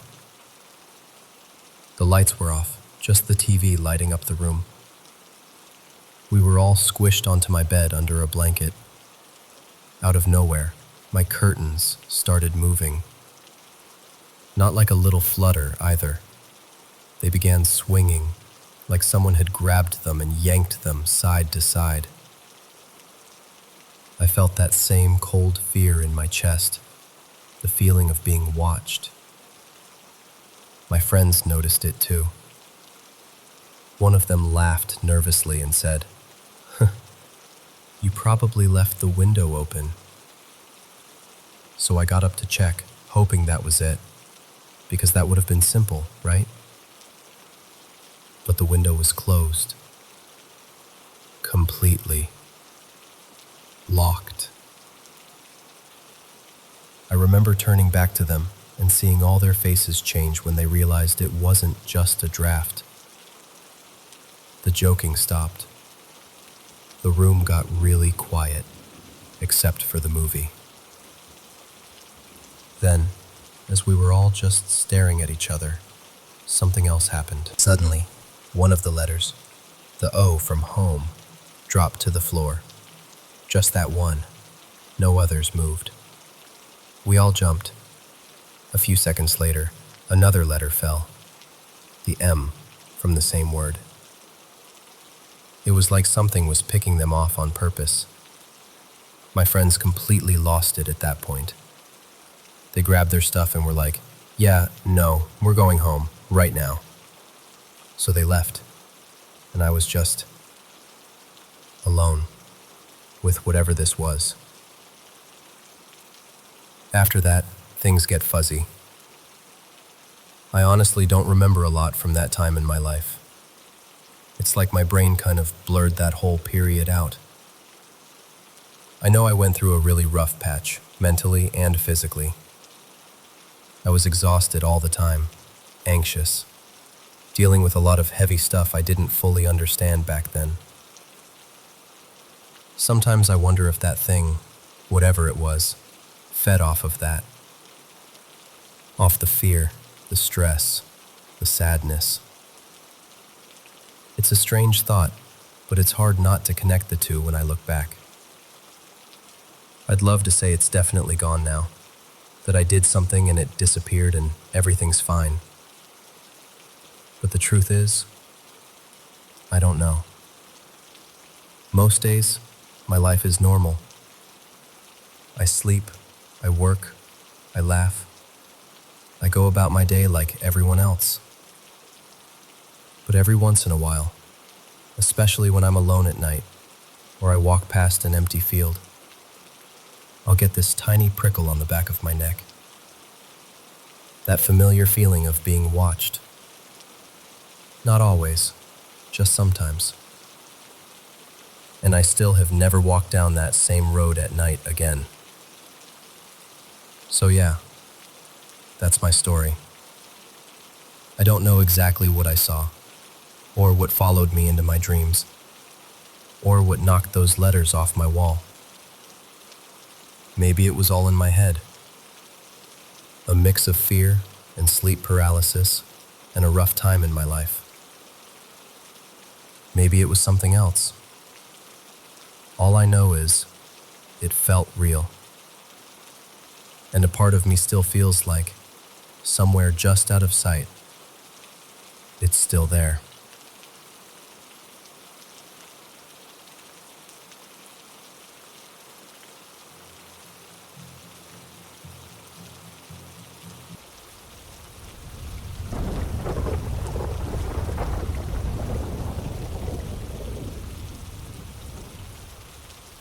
So, this happened back in August of 2023, just outside a small town in rural Pennsylvania.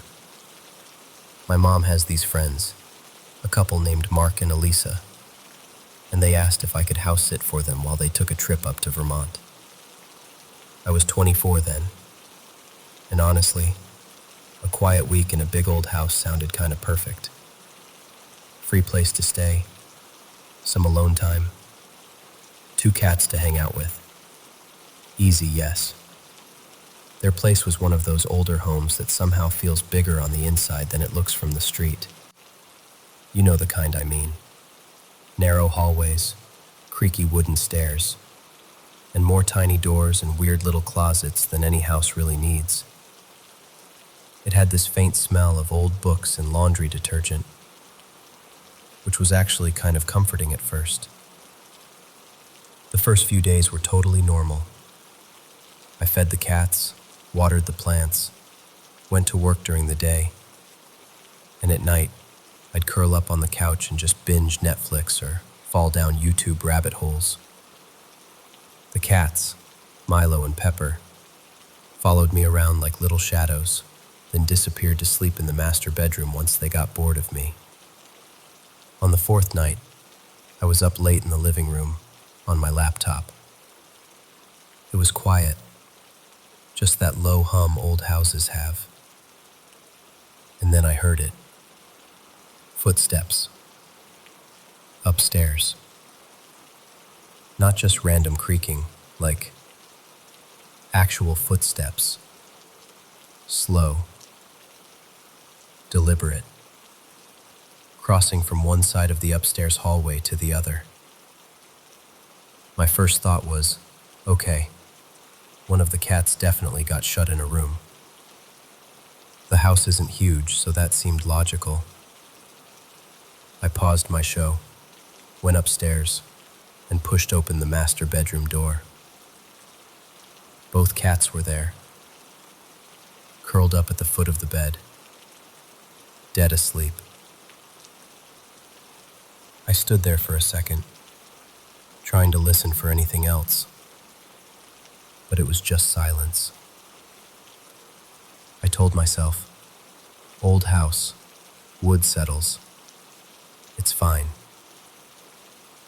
But the thing is, It really hadn't sounded like that random, uneven creaking. It genuinely sounded like someone walking. The next night was worse. I'd gone to bed around midnight, and sometime later, I checked the time afterward and it was around 3:20 a.m. I woke up to the sound of something dragging across the floor above me. It was that unmistakable sound of a chair being scraped across hardwood. Slow. Then a pause. Then another scrape. I just lay there staring at the ceiling, heart pounding, trying to convince myself it was anything but what it sounded like. After a minute, I grabbed my phone and texted Mark and Elisa. Hey, random question. Does anyone else have a key to the house? Or do you have a neighbor who comes by sometimes? They replied pretty quickly for being on vacation. Nope, just you. Why? Everything okay? I told them I thought I heard something upstairs, but probably was just being paranoid. They sent back something like, old house, lots of noises. Don't worry. Which helped a little, but not that much. Then came the night before they were supposed to come home. I was in bed, scrolling on my phone with the light off, just the screen glowing in the dark. The TV downstairs was on really low. I do that sometimes so the house doesn't feel so quiet.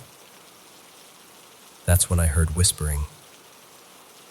Not the TV. Not the cats. Not a podcast accidentally playing. Whispering. It was coming from the hallway, just outside my door. At first, I froze because my brain was trying to file it under TV noise. But the TV was below me, and way too quiet for that. This was close. It sounded like two people standing just outside my room, talking softly. There were two voices. One sounded male, a little deeper and rougher. The other sounded female, softer, higher. They weren't arguing or anything. It was more like the low murmur of people trying not to wake someone up.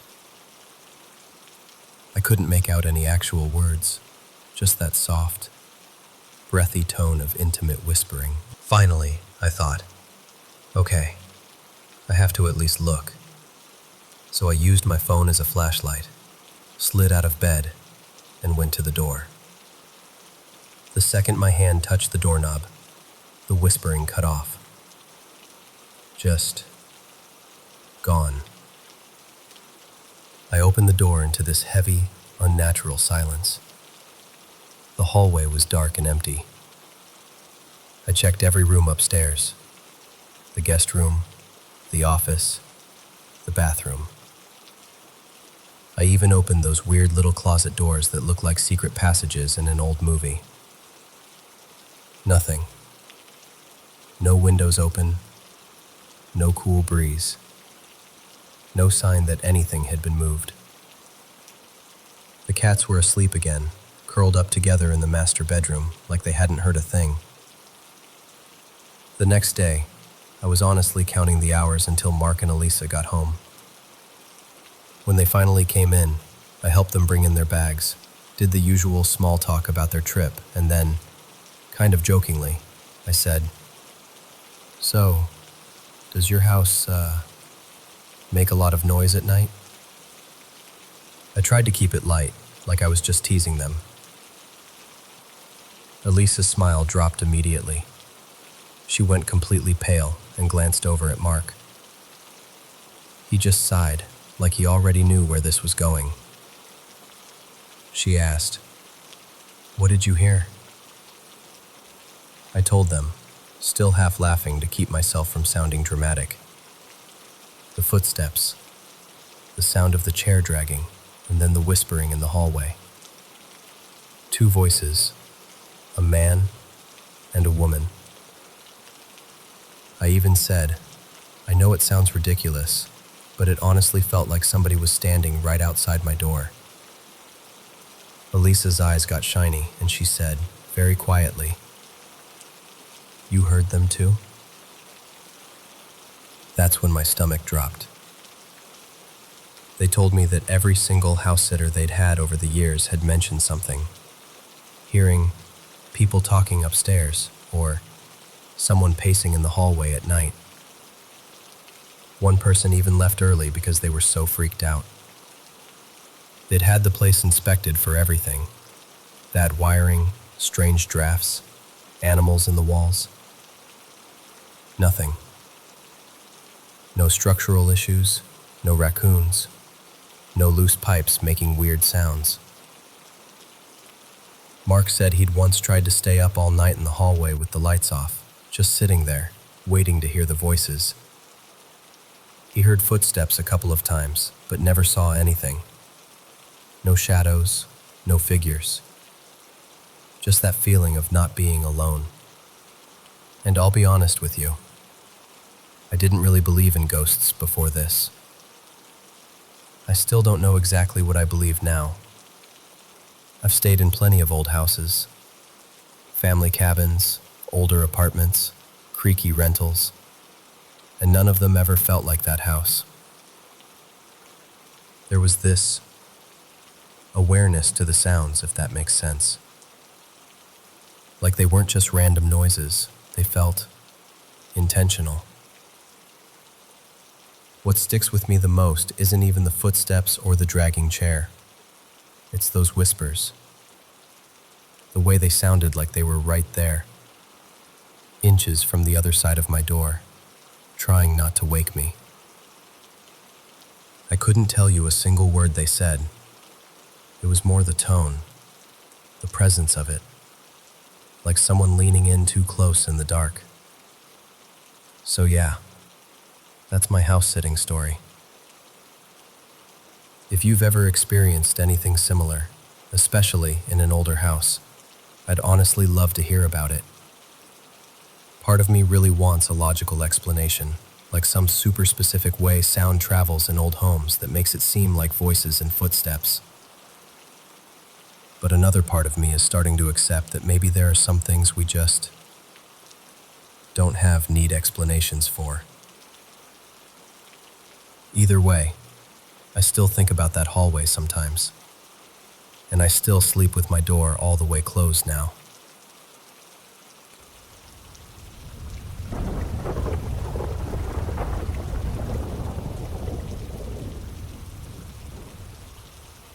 Paranormal M doesn't fear the shadows. It follows them. We uncover the mysteries the world wants forgotten. Subscribe and dare to remember. Okay, so let me just start from the beginning. Our house is old. Not like charming old, more like it's seen some things old. The first floor was the original house. Before my family ever moved in, it belonged to an elderly couple. The wife actually had her funeral in the living room. People came, paid their respects, and said goodbye. Right there in what is now our TV room. Later, my grandparents bought the place and added a second floor. So the top floor is newer, but the bottom has all that history baked into it. My Grandma June, also passed away in the first floor guest room. So yeah, this house has had more than one goodbye inside its walls. Now, before I was even born, weird stuff was already happening. One night my dad was in the tiny downstairs bathroom, sitting on the toilet, smoking a cigarette out the cracked window. Super glamorous, I know. He said he suddenly heard a very clear, very stern voice right behind him say, "Put it out." Not yelling, just firm, like a scolding. He swears he dropped the cigarette, flicked it out the window, yanked up his pants, and ran out of there. There was no one else around the bathroom. The window looks out over the side yard. No porch, no people. Just that voice. Then there was my Granddad Earl. He was dozing on the couch in the family room one evening when he woke up to the smell and sight of smoke in the air. Thick, hazy, like the whole house was about to go up. He jumped up in a panic, ready to yell for everyone and call the fire department. But the second he stood up and really looked around, it was gone. No smoke, no smell, just normal. Like someone flipped a switch. My grandma had her own story. One afternoon, she was in the hallway bathroom, standing at the sink. In the mirror, she saw a little girl standing beside her. Only the girl wasn't actually there when she turned her head. Just in the reflection. Dark hair, pale dress. She said the girl wasn't menacing, just there, watching her. By the time she looked back at the mirror, the girl was gone. So that's the kind of history I was born into. Now for my own encounters. One night I was half asleep in my room upstairs, lying on my side facing away from the door. The house was quiet. Suddenly, my bedroom door slammed shut, like full-on slam. I shot up, heart pounding, and went straight downstairs. At that time, it was just my granddad and my uncle, Uncle Rob, at home. I asked, "Okay, who slammed my door?" And both of them looked genuinely confused. They were like, "We heard your door close, but we thought it was you." I tried to brush it off. I told myself, "You were half asleep. Maybe it just swung shut on its own." So I went back to bed. The next morning, I noticed something I hadn't seen the night before. There was a new hole in my door. Not huge, but very clearly from an impact. I pulled the door all the way open, and that hole lined up perfectly with the sharp corner of my dresser.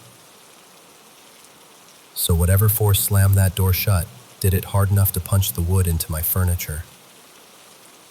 And no one was up there. Another time, my friends and I were having a sleepover. We were all in my room on the second floor, blankets everywhere, snacks, the whole thing. It was late, and the house had that super quiet, middle-of-the-night feeling. Out of nowhere, we heard this sound outside, like someone dragging heavy chains across the backyard. Not fast, slow. Metal scraping over the ground. We all went silent, just listening. You know when everyone's trying to pretend they're not scared, but nobody moves? That was us. Finally, we peeked out the window, expecting to see something. A neighbor, a prank, anything. No one was out there. No shadows, no movement. Just the backyard. Now, the strangest thing that ever happened involved me and my mom at the same time, but from two totally different angles. Let me tell you my side first. That night, I went to bed earlier than usual. I pulled my door mostly shut, left it just a little cracked, and made sure it was unlocked. I always did that because my granddad liked to peek in sometimes to check on me, or say goodnight if I was still awake. It made me feel safe, knowing someone could come in if they needed to. I remember settling in and thinking it was going to be a normal night. I'm one of those people who almost always wakes up at least once. Bathroom, water, scrolling my phone, something. But that night, I didn't wake up at all. I slept straight through. Now here's what my mom, Elena, says happened downstairs. She was sleeping in the family room on the first floor, right at the bottom of the stairs. It's an open space, so you can hear everything, every step, every door. She says she heard my bedroom door open upstairs. Then she heard what she thought were my footsteps coming down the stairs, creaking in that way our steps always creak. She heard me cross through the downstairs hallway, walk into the living room, and move around for a bit. She assumed I was getting water or a snack or something, so she didn't sit up or turn around. Her back was to the room the whole time. After a while, she heard the footsteps go back toward the stairs, then climb up. My bedroom door opened again, shut again. She figured, okay, she's going back to bed. A few minutes later, she hears my door open a third time. Footsteps down the stairs, this time only halfway. Then they stop, right on the staircase. She calls out my name. Hey, what are you doing? Why are you just standing there? She says that right after she asked, the footsteps slowly turned around on the steps, went back up to the second floor, walked into my room, and the door closed again. She thought I was just being weird or sleepwalking or something. Eventually, she fell back asleep. Now back to me. Like I said, I slept the entire night. No getting up, no bathroom trips, nothing. In the morning, I woke up feeling kind of weirdly rested. I got out of bed, went to open my door, and it didn't budge. It was locked. My door only locks from the inside. There's no way to lock it from the hallway. I just stood there for a second, staring at the doorknob like, how? I clearly remembered leaving it cracked and unlocked, specifically so my granddad could check on me if he wanted. I unlocked it, went downstairs, and my mom immediately asked, "What on earth were you doing last night?" I was confused and told her, "I didn't get up at all. I slept the whole night." That's when she told me everything she heard. The door, the footsteps, me supposedly walking around, then standing halfway down the stairs and going back up again. We just kind of sat there looking at each other like, so if that wasn't me. That one still gives me chills. Bonus story. My boyfriend at the time, let's call him Liam, was in my room with me one afternoon. We were just hanging out, talking, nothing spooky. Suddenly, we both heard this loud noise in the room. It sounded like something heavy shifting or dropping. I heard it from his side of the room. He heard it from my side of the room. We both whipped around and immediately accused each other. "What did you knock over? What did you do?" But nothing had moved. Nothing had fallen. The room was exactly the same. The weirdest part was how genuinely freaked out he looked. He's not the type to spook easily or play along just to scare me. Seeing him unsettled made me believe even more that neither of us made that noise. And whatever did, we couldn't see. And then there are all the smaller things that have happened over the years. The kind of stuff you almost get used to in a house like this. Dogs staring into empty corners of the room and growling, or tracking something across the ceiling with their eyes when there's nothing there. Hearing voices from another room when everyone's accounted for. Random knocks. Soft footsteps in the hallway when the whole family's sitting together on the couch. It's always just enough to make you pause. Just enough to make you think, we are definitely not alone here. But here's the thing. As creepy as all of this sounds, no one has ever been physically harmed. No scratches, no pushing, no objects thrown at us. I've never actually seen anything with my own eyes. No full-bodied apparitions. No classic horror movie moment. It feels more like the house is still shared. Like the people who loved it before us. The ones who said their goodbyes here. Never completely left. So yeah, that's my haunted house. And for better or worse, it's home.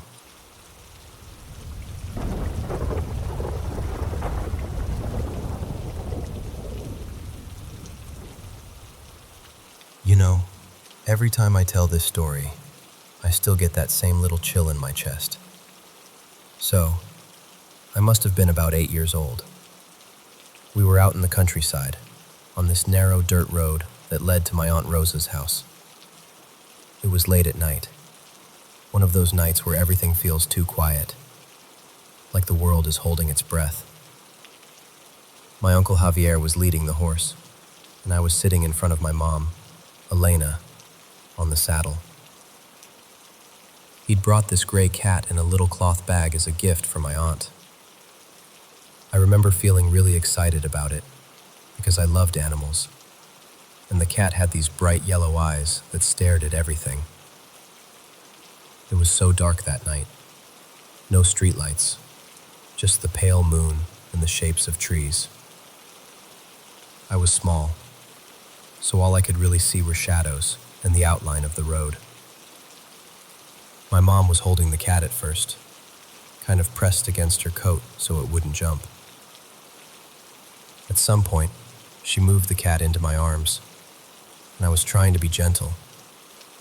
But suddenly, I started hearing these cries. Loud, long wails, like a woman sobbing somewhere far away, but also right next to my ear. It didn't sound like an animal. It sounded human, and the sound just echoed in my head. As soon as I heard it, the cat went crazy. It started scratching my arms, digging its claws in, like it wanted to get away from me. I yelped and complained to my mom that it hurt, and she quickly took the cat back, trying to calm it down. I remember looking up and noticing the sky was cloudy, like the moon kept slipping in and out behind the clouds. We reached a crossroads, and my uncle said we needed to turn left. Right there, near the turn, there was a signpost. In my memory, it was this old, worn blue sign with white letters showing the way to the village. And that's when I saw her. Next to the sign, just off the side of the road, there was a woman standing there. At first, she was just a darker shape among the shadows. But as my eyes adjusted, I could make out more. She was thin, wearing a long dress that went past her ankles. In her right hand, she held something like a walking stick. Or maybe a broom. I'm still not sure. And she had this wide-brimmed hat that covered most of her face. She didn't move. She was just there. And as I stared, those cries in my ears got louder, like they were coming from her. I remember grabbing my mom's arm and saying, "Mama, look, that woman." My voice was shaking. I kept pointing, desperate for someone else to see what I was seeing. My mom turned her head in the direction I pointed. She squinted into the dark and said, "What woman?" "There's nothing there," I insisted. I pointed again, described the hat, the dress, the stick. My heart was pounding. But my mom, she saw nothing. My uncle said he didn't see anyone either. The horse just kept walking, and as we passed that spot, I twisted my body around to keep looking at the figure. And then, as we moved away, the cries faded, like someone turning down the volume. For years, I told myself it had to be a dream, that maybe I'd fallen asleep on the horse. But I remember the feeling of the saddle, the cat's claws, the cold night air. And the weirdest part is, later on, I asked my mom if she remembered me pointing at a woman by the sign and talking about some crying sounds. And she does remember me doing that. She remembers me getting scared, pointing, insisting there was a woman there. But she still swears she never saw anyone. That wasn't the only strange thing that's happened to me either. One night, much later, I was in my room studying for an exam I had the next morning. I put my phone on the left corner of my bed to charge, right by the wall, and lay down on my back, staring at the ceiling and going over everything I had to remember. After a few minutes, I suddenly realized I hadn't set my alarm, so I sat up, reached over to grab my phone, and it wasn't there. The charger cable was hanging down off the side of the bed, stretched tight, like it had been pulled. There was this little gap between the bed and the wall where things sometimes fell, so I thought, great, I must have kicked it off somehow. But I hadn't heard anything fall. No thud, no clatter, nothing. I leaned over the side of the bed, kind of annoyed and kind of confused, and looked down into that narrow space. There was my phone. Not on the floor, not wedged awkwardly, not at a weird angle. It was resting perfectly on this tiny strip of baseboard, still plugged in, still charging, like someone had carefully set it there. No scratches, no cracks. And I didn't even have a case on it at the time. Any normal fall, and it should have hit the ground, or at least bounced around. I remember just staring at it for a moment, feeling this tightness in my chest. It didn't make sense. I picked it up quickly, checked the screen, the edges, everything. Perfect condition. And that feeling of something being just a little off, like reality had skipped a beat, stayed with me for the rest of the night. Another time, there was this thing with my stepfather, Tomas. He wanted to watch a football match on the TV in my room because the living room TV was busy. I was in the living room flipping through channels, trying to find the right one for him. From down the hallway, I heard him call out, kind of joking, "I'm going in now." And I heard the sound of him dragging this old red armchair we had. The chair always made this scraping, bumping noise when it hit the doorframe. I heard exactly that, a sort of thud and scrape as he went into my room with it. From where I was, I could see the hallway and my bedroom door. I saw him pass by with the chair and disappear into my room. It was such a normal, everyday moment that I didn't think twice about it. Once I finally found the channel, I got up and walked to my room to tell him. I stepped through the doorway, already talking, something like, "Hey, I found the match. It's on channel." And then I just stopped. The room was empty. The TV was off. The red armchair wasn't there. No one was in my room. I remember my brain trying to catch up with what my eyes were seeing. I literally froze for a couple of seconds. I had just heard him. I had just seen him walk in. And then, not even 10 seconds later, I heard his footsteps coming down the hallway behind me. Tomas appeared, dragging the same red armchair, and said, in the same playful tone, "I'm going in now," then bumped the chair against the doorframe in exactly the same way I'd heard before. This time, I watched him physically enter the room. It felt like I'd seen it twice, first like a preview, and then for real. I didn't tell him right away what happened. I just stood there, watching him set up, feeling like I was slightly out of sync with time. Later, when I did tell him, he laughed and said I must have been tired or distracted. Maybe he's right. Maybe there's an explanation for all of this. But here's the thing. Those moments, all of them. The woman by the roadside. The cries no one else heard. The phone neatly balanced where it shouldn't have been. My stepfather entering my room twice. They're burned into my memory in a way that regular days aren't. Sometimes I tell myself it was just my imagination, or coincidences, or my brain filling in gaps.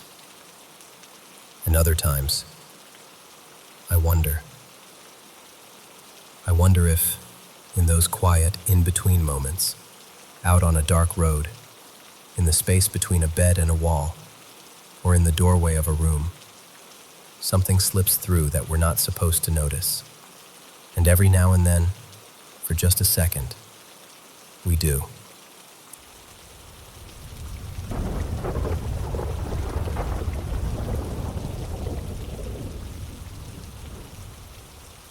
So, for a bit of context, I live in this really old converted barn out in the countryside.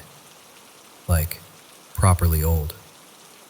The kind of place where you just know animals lived and died here for decades before anyone thought, yeah, let's put a family in this. I've always kind of joked that the place has history. But a couple of things have happened that made me stop joking so much. The first thing was the light. We have this ceiling light in the hallway that hasn't worked for, I don't know, around 7 years? Maybe more. We never bothered to fix it because we just used lamps, and honestly, it became one of those broken but invisible things in the house. No one touches it. The switch is always off. Then one night, I'm walking past and I noticed this faint flicker. At first, I thought it was coming from outside, like a car going by. But the road is too far away for that. I look up and it's the dead light, just flickering on and off, really slowly. Like someone was playing with a dimmer that doesn't exist. It only did it at night, and it would last anywhere from 5 to 20 minutes. Not every night, but often enough that we started noticing a pattern. It did this for maybe 3 weeks, and then it just stopped. We never changed the bulb, never touched the wiring. It just decided to be alive for a while and then go back to being dead again. I kept telling myself there had to be some electrical reason. Old house, weird wiring, end of story. Except it wasn't the end. A couple months later, I was sitting on my bed scrolling on my phone. My room was pretty quiet, nothing dramatic going on. I had the small roll of bright yellow masking tape lying flat on my desk, laying on its side so it couldn't just roll away. Out of the corner of my eye, I see movement. The tape doesn't just tilt or wobble, it slides. Clean across part of the desk and drops to the floor. Not a huge distance, but enough that my brain went, nope. Physics did not sign off on that. I kind of froze. By the time I fully turned to look, it was already on the floor, nowhere near where it had been. There was no breeze, no window open, no one else in the room. I tried to shrug it off, but it definitely stuck with me. Then there was the knee thing. One night, I'm lying in bed in the dark, half asleep, half in that weird in-between stage. I had one leg slightly bent, resting on top of the blanket. Out of nowhere, I feel this pressure on my knee. Not like a cramp, not like a muscle twitch. It felt exactly like a hand. Fingers pressing in, squeezing my knee. Not hard enough to hurt, but firm enough that I knew it wasn't just in my head. I absolutely lost it. I screamed, sat straight up, and yanked my leg in like something was about to grab the rest of me. A second later, the feeling was gone. No lingering pain, no pins and needles, nothing. Just my own heartbeat hammering in my ears. I tried to tell myself it was just a muscle spasm or my brain misfiring as I was falling asleep. But the shape of it, the way it felt like an actual hand, that's what really unsettled me. Now, my dad, well, his name's Daniel, but everyone calls him Dan, has his own story about this house. Before the place was properly fixed up, he used to sleep here alone sometimes while doing renovations. One night, he was in what's now my room, sleeping in almost complete darkness. No TV, no street lights, just that heavy, quiet kind of dark you get in the countryside. He said he woke up to the slow creaking on the stairs. At first, he thought it was the house settling, like old wood shifting. But then it kept going. Step, pause, step, pause. He realized it was getting closer. Up the stairs, along the landing, heading straight towards the bedroom door. He was lying there, absolutely still, just listening. The creaks stopped right outside his room, like whatever it was had reached the doorway. He finally reached over and flicked on the lamp beside the bed. The second the light came on, silence. Nothing. No more creaks. He told me he got up, opened the door, checked the landing, checked the stairway, the front door, everything. There was no one there. After that, he started sleeping with some kind of light on. Even now, he'll leave the hallway lamp on at night. He laughs it off when we tease him, but he never sleeps in total darkness anymore. Then there's the shoe thing, which sounds small, but it really freaked me out because I wasn't alone when it happened. I was in the living room with my younger sister, Mia. We were just talking, kind of half paying attention to a show in the background. My sneakers were on the floor in front of the sofa, side by side. They were completely still. No one was near them. Out of the corner of my eye, I see one of them shift. And not like it slid because the floor is uneven. It moved sharply. Just a little, maybe an inch or so to the left. I blinked and turned my head properly. And at the same time, Mia goes, "Did you see that?" We both stared at the shoe. It was such a tiny movement. But the fact that both of us saw it threw me. If it had just been me, I would have told myself I imagined it, that my brain filled in a gap in my peripheral vision. But we both saw it, at the same time, and nothing else in the room was moving. Look, I know a lot of things in an old house can be explained. Creaky stairs, bad wiring, weird drafts, muscle spasms. Even our brains playing tricks on us when we're tired or already a bit spooked. But when I put all of it together, the dead light flickering for weeks and then stopping, the roll of tape sliding off a flat surface, the feeling of a hand on my knee, my dad's footsteps on the stairs that stopped the instant he turned the light on, and that little sideways slide of my shoe that both me and Mia saw. I don't know. Maybe every single one of those things has a logical explanation. Maybe it's all just coincidence and timing and nerves. But living here, actually being in this house, day in and day out, it sometimes feels like the barn doesn't want to be completely empty. Like something that used to be here never really left.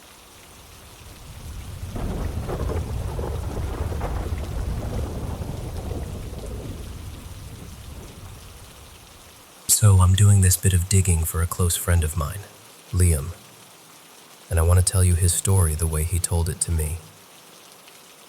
I know how it sounds, but he's not the type to make things up. And even after all these years, his hands still shake when he talks about it. This all started back in late spring of 2012. Liam was staying at his nan's place in the Bar Hill area, just outside Peterborough. You know those quiet estates where every sound carries and you can smell people's dinners from halfway down the street? That sort of place. It was one of those bright, clear afternoons. Cool enough for a jacket, but the sun was doing its best. He decided to go for a walk in a spot everyone local just calls the Brambles. It's a tangle of scrub and trees, with little paths cut through by years of kids messing about and dog walkers taking shortcuts. Nothing special. He'd been there dozens of times. He told me that, at first, everything was completely normal.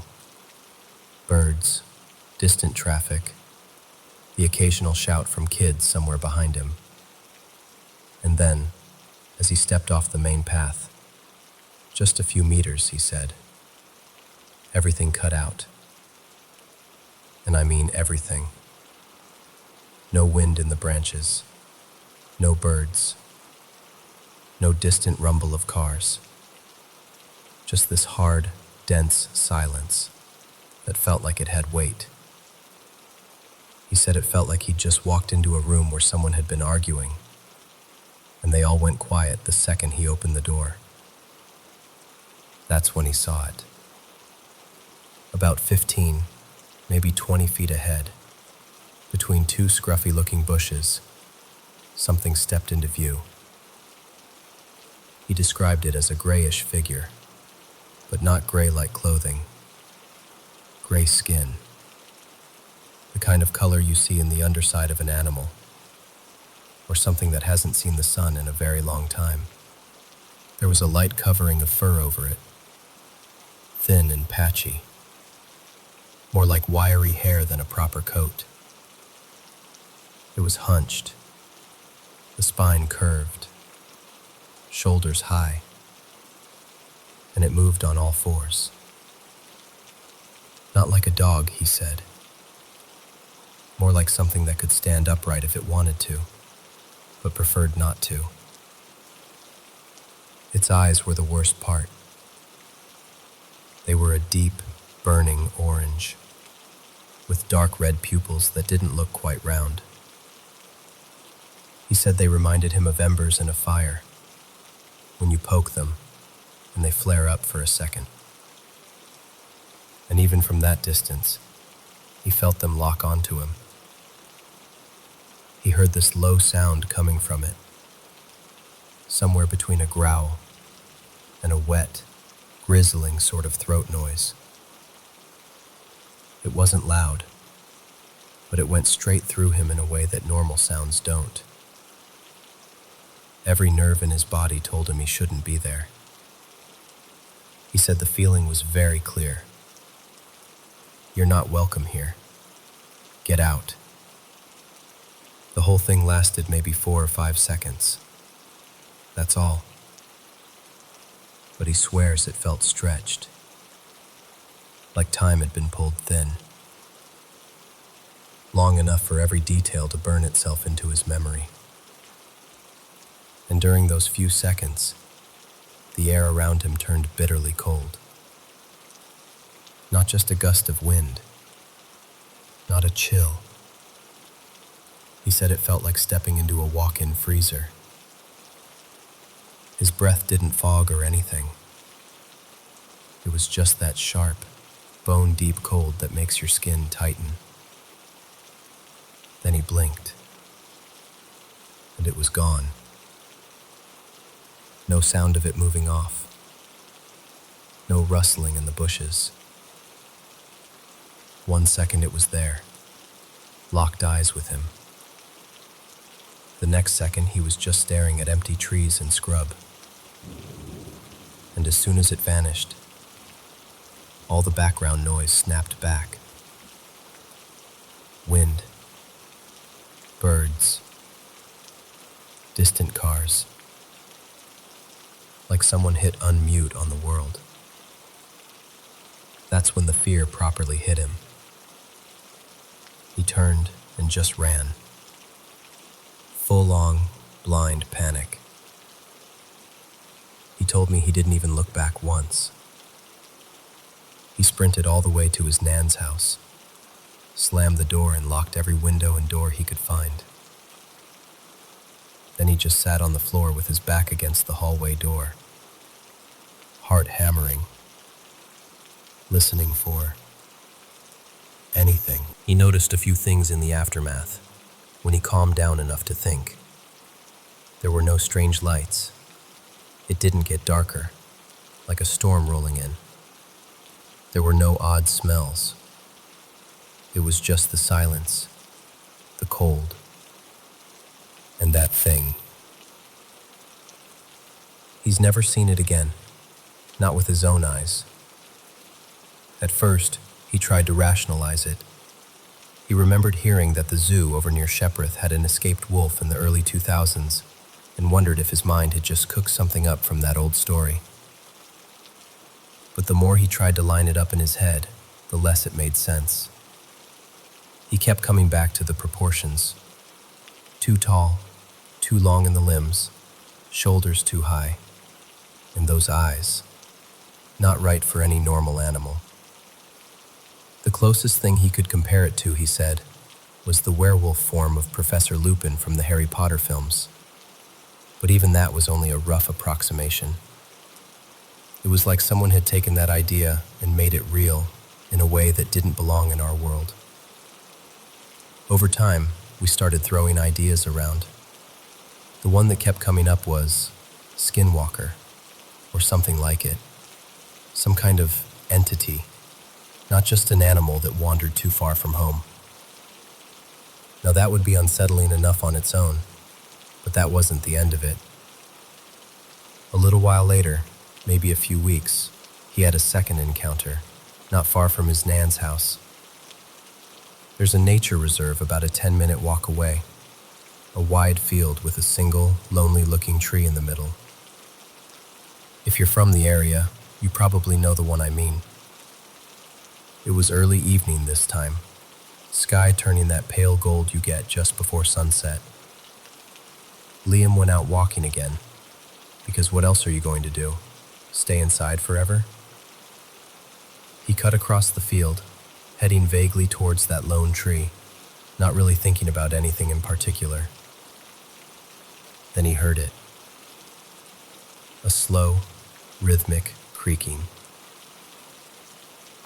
At first he thought it was just the branches moving in the wind, except there was barely any breeze. But the sound kept coming. Creak, creak, creak. Steady, like a pendulum.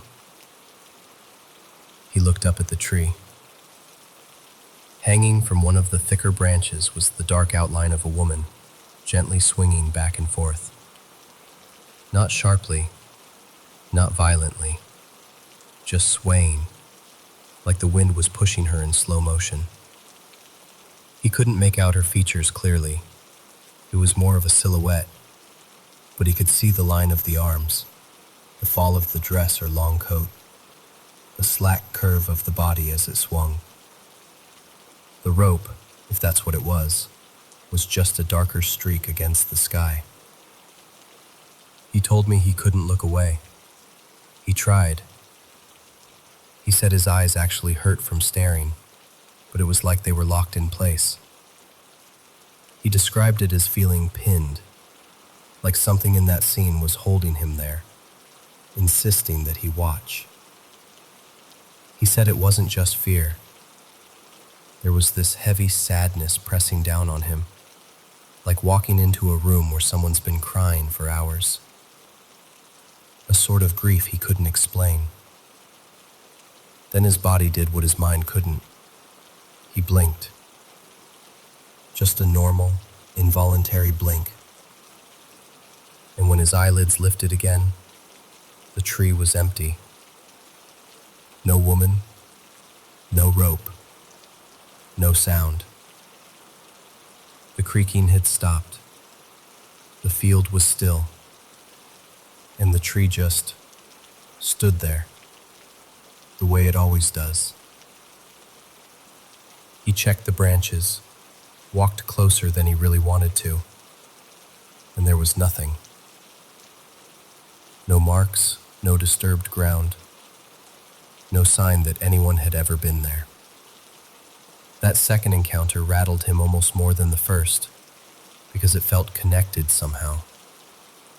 Same general area, same strange break in what reality should look like. He showed me photos of the place later. The field, the lone tree, the path through the brambles. On their own, they look totally ordinary. You'd never guess anything had happened there. And that's why I'm telling you all this. We both keep coming back to the same question.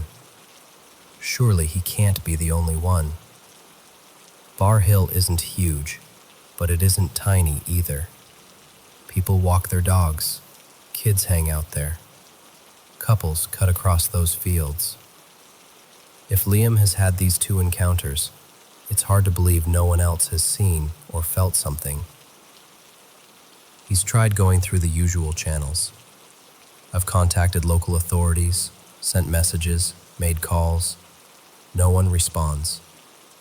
No one wants to talk about it, or they genuinely don't know anything. Either way, we're left with silence.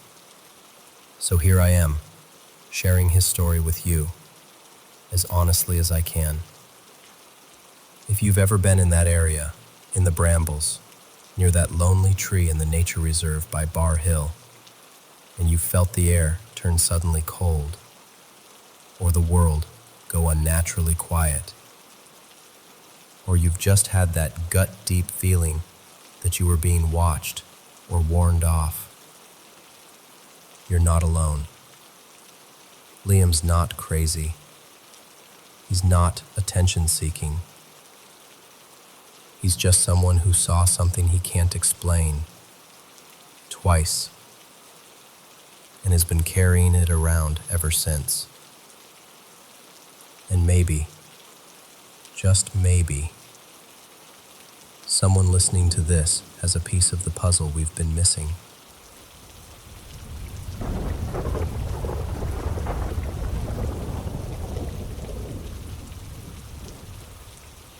So, before I dive into this, I always have to start with a disclaimer. There's no proof of what I'm about to tell you. No photos, no audio, no physical evidence. Just me, and one once dear friend who heard every single thing I did. This was in the mid-1970s, long before everyone carried cameras in their pockets. I didn't own a camera, or a tape recorder, or anything like that. It actually wasn't until around 2005 that I started seriously researching the paranormal. Back then, I was just a kid with a job and a love for the outdoors. One of my first real jobs was in retail, at a sporting goods store. Early 70s. I worked my way into managing the camping department over the summers. And the attitude toward customers back then was different. We weren't just clerks ringing things through. We were salespeople who actually knew the gear. We listened, asked questions, matched people to the right tent or backpack. We took a kind of pride in it. That's how I met this guy. I'll call him Mark. He came in looking for a tent one slow afternoon. I walked him through materials, pole types, weather ratings, how to set it up, the whole thing. He was impressed that some skinny college kid actually knew what he was talking about. We got talking, first about camping, then about trips, then about life in general. And by the end of that shift, we weren't just salesman and customer anymore. We were friends. During the summers, when classes were out, Mark worked as a canoe guide up in Algonquin Park in northern Ontario. He led long canoe trips, sometimes 2-3 weeks at a time. Canoeing, portaging, backcountry camping in places you absolutely could not drive to. He was in demand because he knew what he was doing. People trusted him with their safety for weeks in the middle of nowhere. Over the next couple of years, I started tagging along on some of his shorter trips. We'd spend long weekends exploring quiet corners of Algonquin. He taught me how to hang food properly so black bears couldn't get to it, how to read the wind on the lakes, how to listen to the forest and know when something wasn't normal. I admired him, not just for his skills, but for how calm he was. Nothing rattled him. Around him, I always felt safe. And of course, me being young and eager, I kept saying, "We've got to do a real trip, not just 3 days. I want to know what it's like to really push it." 2 weeks. Deep in, I wanted the full, stripped-down, hard mode experience. Eventually, that chance came. We planned a longer trip, about 10 days. We paddled and portaged for several days straight, deeper and deeper into the park. By Mark's estimate, we were at least 25 miles from where we'd first put the canoe in. No roads, no cabins, no people. Just lakes and forest. One late afternoon, I said to him, "Let's find somewhere really remote tonight. Somewhere that feels different." And he nodded, like, "Okay, you asked for it." We ended up spotting this small island in the middle of a quiet lake. Just one marked campsite on it. No other sites nearby. No cottages. Nothing. It was the kind of place where, when you stop paddling, the silence presses in on you. We pulled up, unloaded the canoe, and got to work. We pitched the tent in the middle of the island, set up camp, and made dinner over an open fire. The sky went from gold to deep blue, and then to that velvety dark you get so far from the city. I remember thinking we'd only seen one other canoe the entire day. It really felt like we were cut off from the world, like stepping back 100 years, easy. We'd just finished eating. We were sitting by the fire, leaning back on our packs, talking lazily about nothing in particular. That's when we heard it. At first, it sounded like something big moving through the trees. And that's not unusual up there. Branches snapping, underbrush being pushed aside. I remember thinking, okay, maybe a bear. Maybe a moose. We both kind of froze and listened. But pretty quickly, we both realized something was wrong. It wasn't just branches breaking. It sounded like something plowing through the forest, like a bulldozer made of teeth and muscle. The island wasn't very big, and we were camped near the center. We could hear this thing, whatever it was, coming from one end of the island, toward us. And then came the sound I can still hear in my bones. This scream, this primal, ripping sound, like an animal and a human and something else all balled into one. It started to our right, way down at one end of the island, and within seconds, the sound was suddenly all the way over on our left. Not just the scream moving, but the crash of it barreling through thick timber, as if it had crossed the entire island in maybe 10 seconds, maybe less. Now, that might not sound impossible until you picture the terrain. This wasn't smooth ground. It was tangled roots, dense underbrush, fallen trees. You'd be hard-pressed to force your way 10 feet through that stuff in 10 seconds. But whatever this was, it sounded like it was tearing from one end of the island to the other. Full speed. Screaming. I remember turning to look at Mark. The firelight was flickering across his face, and he was pale. Not worried about the weather pale. This was someone who'd spent years leading people through the wildest parts of that park. I had never seen fear on him before, but in that moment, he looked genuinely terrified. He locked eyes with me and said, very quietly at first, "We need to get off this island." Then, a half second later, louder, with this edge I'd never heard from him, "We have to get off this island. Right now." We moved. I don't think I've ever packed so quickly in my life. We didn't bother with proper gear organization. We just grabbed what we could, shoved it into the canoe, and dragged it down to the water. The whole time, that thing, whatever it was, kept crashing and shrieking, here, then there, like it was circling the island or bouncing from one side to the other way faster than any normal animal could move. We pushed off and paddled hard, straight out into the lake. We didn't go far, maybe 100 yards, maybe a bit more, but it was enough to put water between us and the island. The fire was still burning on shore, casting this orange glow over the tree line. For the next 15 minutes or so, we just drifted and listened. It felt like chaos on that little patch of land.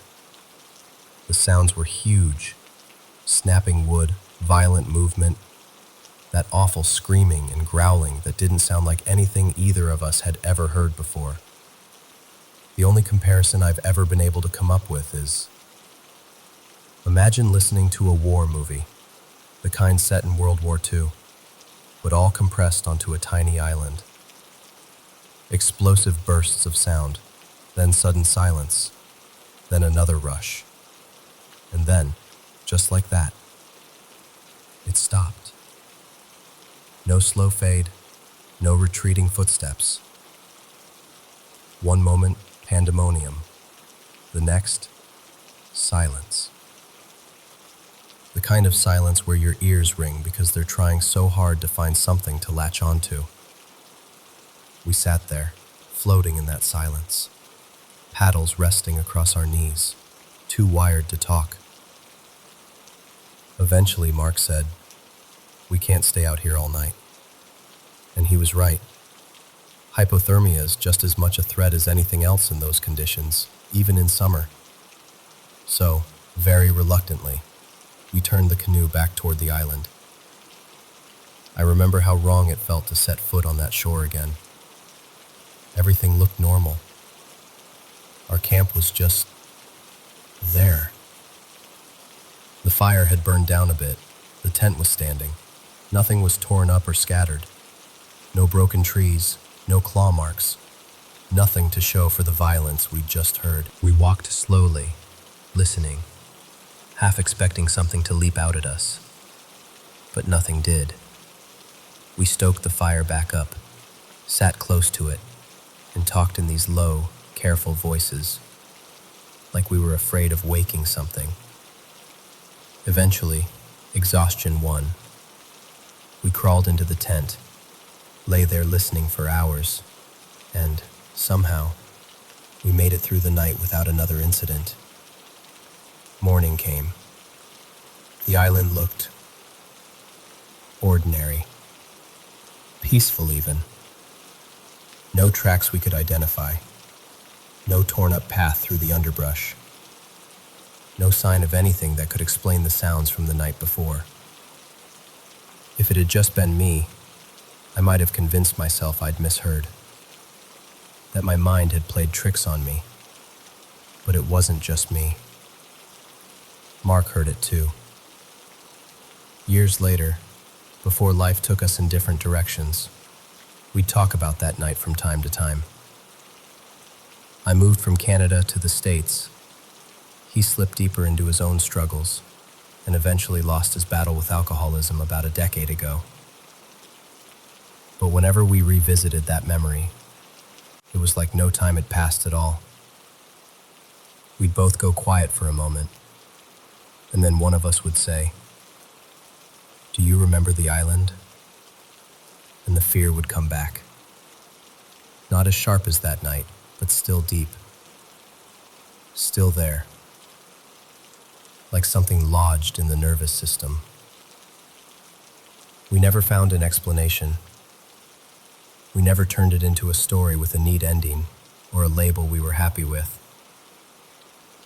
It's just this thing that happened out there in Algonquin Park, on a small island in the dark, with two friends sitting by a fire, thinking they understood the world,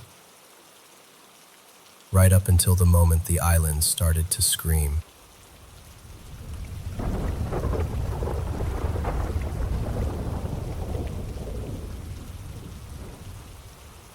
So, I've been thinking about this for a long time, and I guess I just want to talk it through, like I'm telling it to a friend. When I was little, maybe around 6 or 7, I had what I think was my first sleep paralysis. I'm still not even sure that's what it was, but it felt like it. In this first episode, I was in this old house made mostly of dark wood. That kind of house is really uncommon where I'm from, so it already felt strange.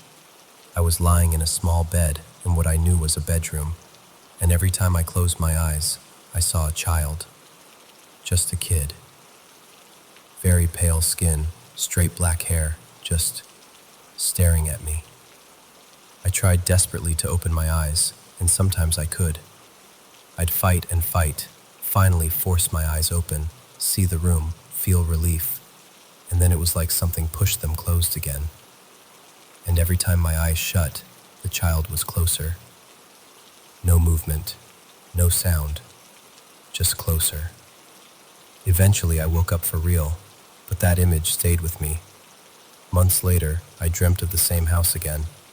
Same creaky wooden walls, same small bedroom. But this time there was no child. It was just me. I was in that same room and the house caught on fire. I remember the heat, the orange glow coming through the door, the sound of crackling wood. I knew I should run, but I couldn't move. I just watched it burn. Years went by, and then the house changed. In another dream, I was in a completely different house. It was brighter, like a family had just moved in or was about to. There were boxes around, furniture half arranged. I don't remember actually seeing anyone, but I knew two things very clearly. First, that child, this time I somehow knew he was a boy, lived there. And second, this was my house. I lived there too. I knew every corner, every hallway, like I'd grown up in it. But the style of the house? I'd never seen anything like it in real life. It didn't look like any place I've ever actually been. Still, I felt completely at home. It was beautiful. Warm light, cozy rooms. I kept dreaming of that house all through my childhood. Whenever I realized I was there again, I was genuinely happy, like, oh, I'm back. It felt like coming home after a long trip. In those dreams, I'd run around, play games, laugh, play hide and seek, even though most of the time I was alone. It was awesome. There was nothing scary about it. Just this deep, strange comfort. Then, slowly, those dreams stopped. I stopped dreaming about the home house. I stopped seeing the old wooden house that burned. I stopped seeing the child. Everything just faded out. Life went on. School, friends, growing up. I didn't think about it much. And then, 2 weeks ago, now that I'm 26, and all of this started when I was maybe between 5 and 9, it came back. I dreamt of him again. This time, I was back in the old wooden house, the one that eventually caught fire in my dreams. Only now, it felt like I was there before the fire ever happened. I walked into the kitchen first. There was a woman there, his mom, I just knew it, cooking something on the stove. She was humming a song I didn't recognize. She turned around at one point, and I could see her face so clearly. But she couldn't see me. It was like I was a ghost in their house. I didn't question it. I knew exactly where to go. I walked down the hallway, turned left, and went straight into the child's room, like I'd done it 100 times. He was sitting on the floor, playing with little toy cars or maybe blocks. I can't quite remember. But he was younger than in my first sleep paralysis episode. Back then, he seemed like maybe 8 or 9. This time he looked like a little kid, maybe 4 or 5. I stood there and watched him for a moment. Then I looked at his face. He turned his head slowly and stared straight at me. And then he screamed. It wasn't a normal scream. It was this raw, horrible sound, like he was absolutely terrified. Like something inside him was breaking. It sounded like someone screaming for their life. As he screamed, his eyes changed. His irises went completely black and huge. and around the black, there was a thin red ring. It was so vivid it still makes me feel sick to remember it. But here's the thing. Even with all of that, it didn't feel like he was some evil entity or a monster. It felt like he was a victim, like something was happening to him, not coming from him. I woke up with my heart racing, and since that last dream, I've felt uneasy at home. Nothing huge, just off. My apartment building is about 30 years old, so of course there are normal noises. Pipes, neighbors, the elevator, whatever. And those sounds don't really bother me. When I hear something I can easily explain, I'm fine. I don't get that uneasy feeling. But other times, there's this coldness, this sense that the air shifts just a little. And what really unsettles me is this feeling that there are two presences around. One just watches, not necessarily bad, just observing. The other feels wrong, heavy. Not like the boy, more like something that's attached to the whole situation. I know how all of this sounds. I know it might seem crazy or overdramatic, and maybe it is just my brain, my subconscious, old childhood fears resurfacing. I'm fully open to that. But I can't shake the feeling that I'm connected to this kid somehow. I don't know who he is. I've never met anyone who looks like him. I don't recognize the houses from real life. But I feel like I know him. Like I've been visiting his life in fragments over years. And honestly, I don't even know what to ask anymore. How do I reach him? Can I reach him? Why do I feel like I've known him my whole life when I've only ever seen him in dreams? Should I even try to reach out? Or is that a terrible idea? I don't have answers. I just have this story, this connection that won't go away, and this feeling that somewhere, somehow, there's a terrified little boy in a house I've never lived in, who knows me as well as I know him.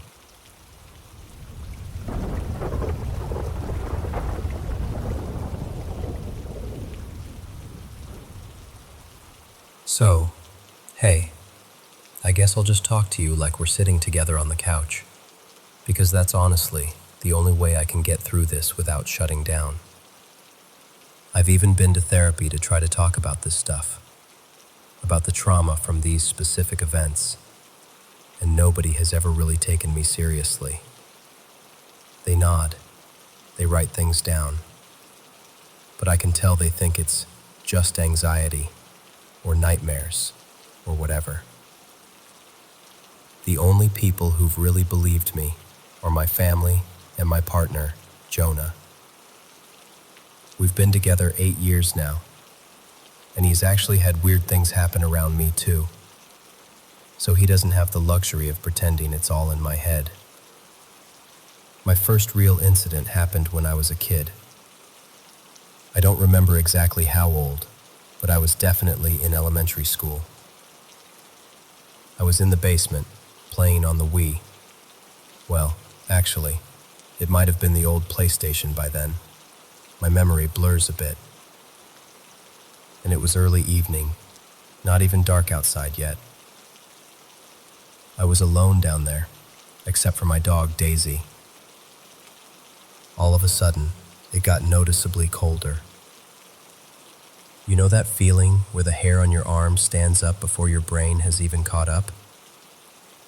I got goosebumps, and then I felt this immediate, almost physical urge to turn my head to the left. In the doorway that led out to the garage, I saw him. A tall, shadowy man wearing a hat. The hat was almost as tall as the doorway. Honestly, maybe a little taller.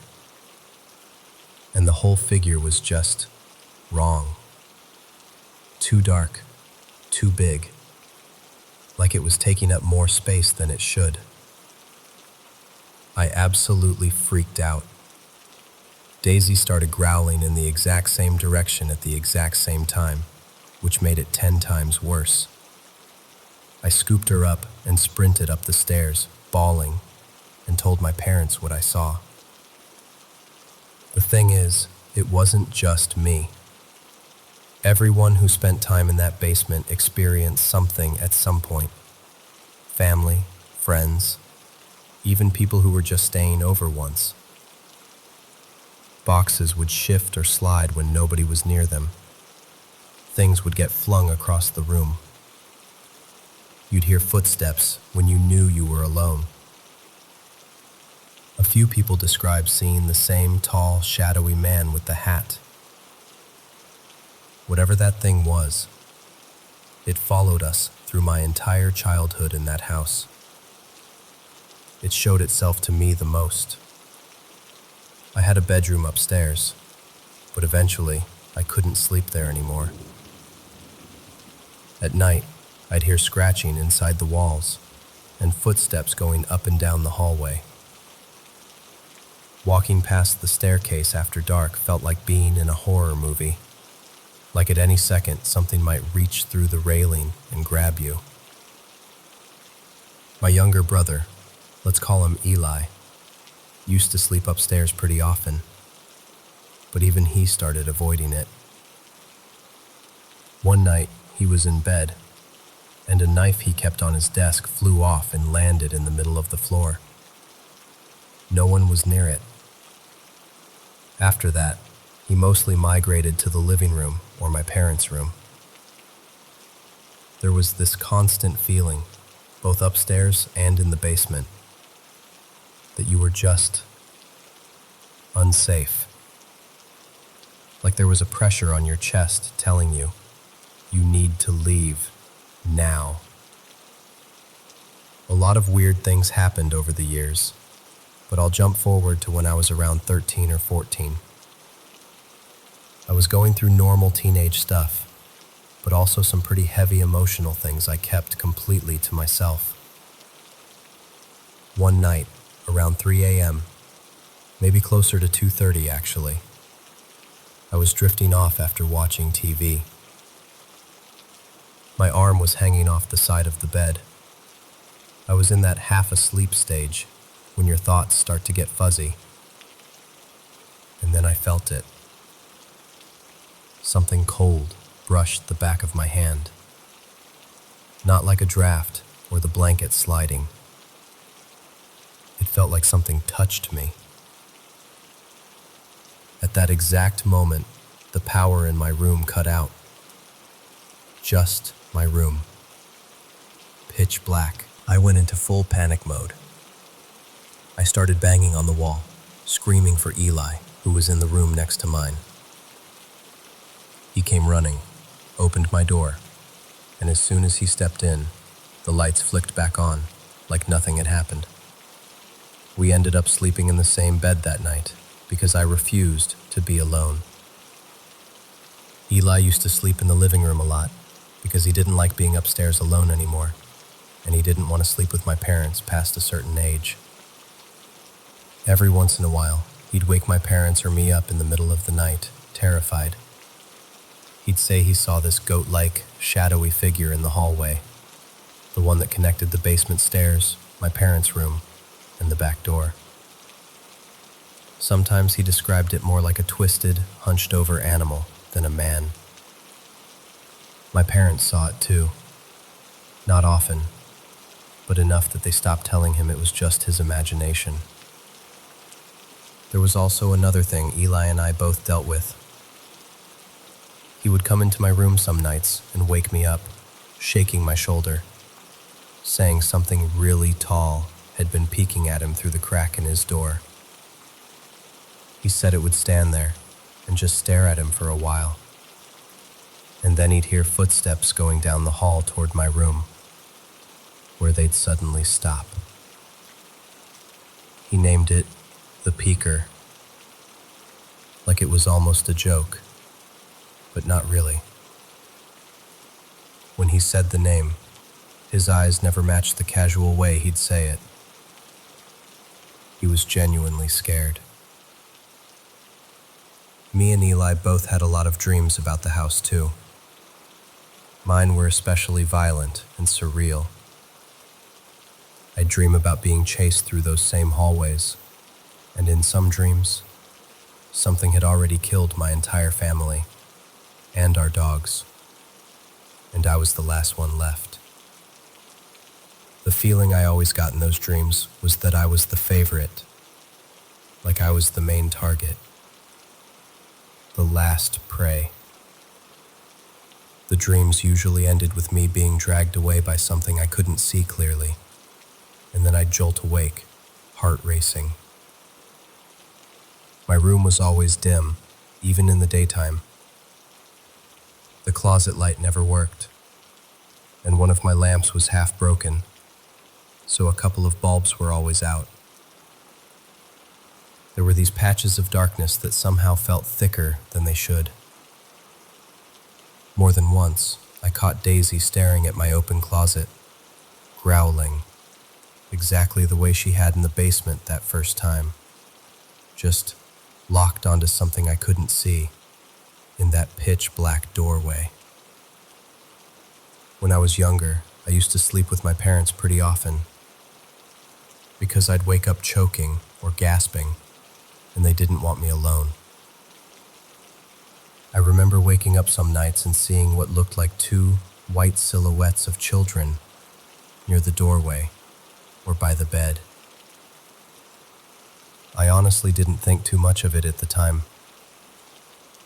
I'd tell my mom like, "Oh, I saw the kids again," almost like it was normal.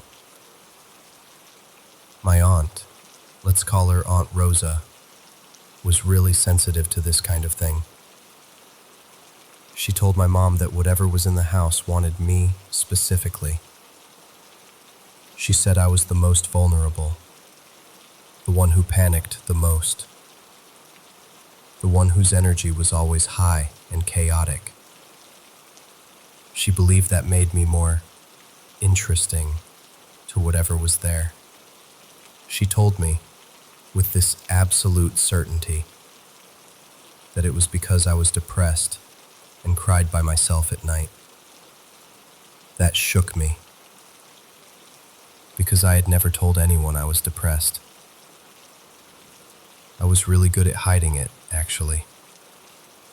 Hearing her say that out loud made my blood run cold. She urged my mom to always lock the basement door at night, and to lock all the other doors too, unless we were inviting someone in intentionally.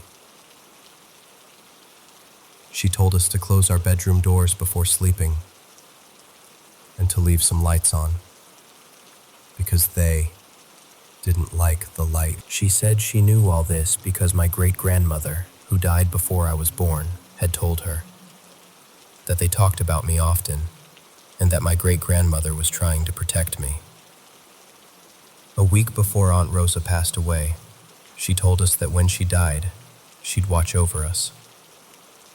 She said she'd come back as a very specific kind of butterfly to let us know she was around. Years later, after she was gone, that exact type of butterfly showed up. It wasn't even native to our area. It just appeared, and it stayed near our house for a while.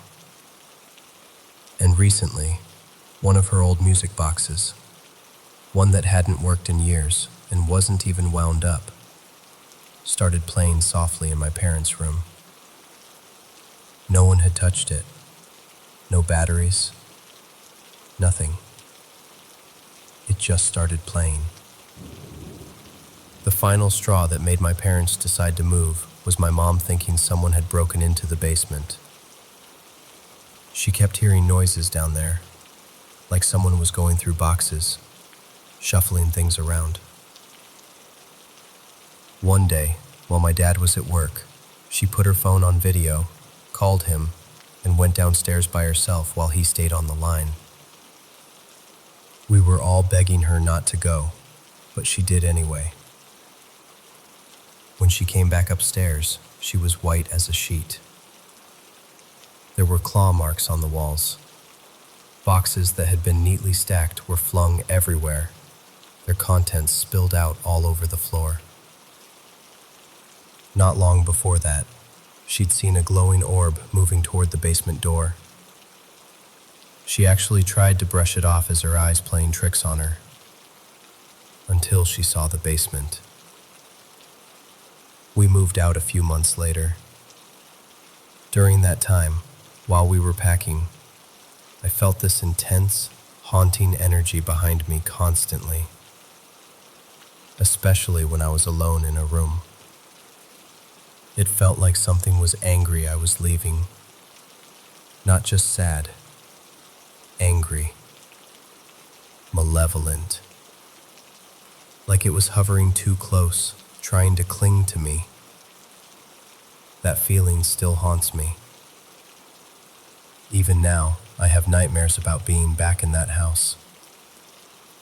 In the dreams, it feels like I never really left, or like the house itself is trying to lure me back somehow.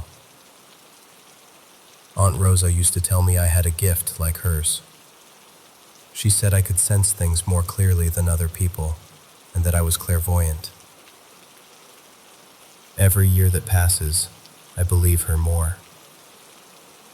I've had too many experiences where I accurately sensed or knew something before it happened, especially when it comes to illness or death in people I love.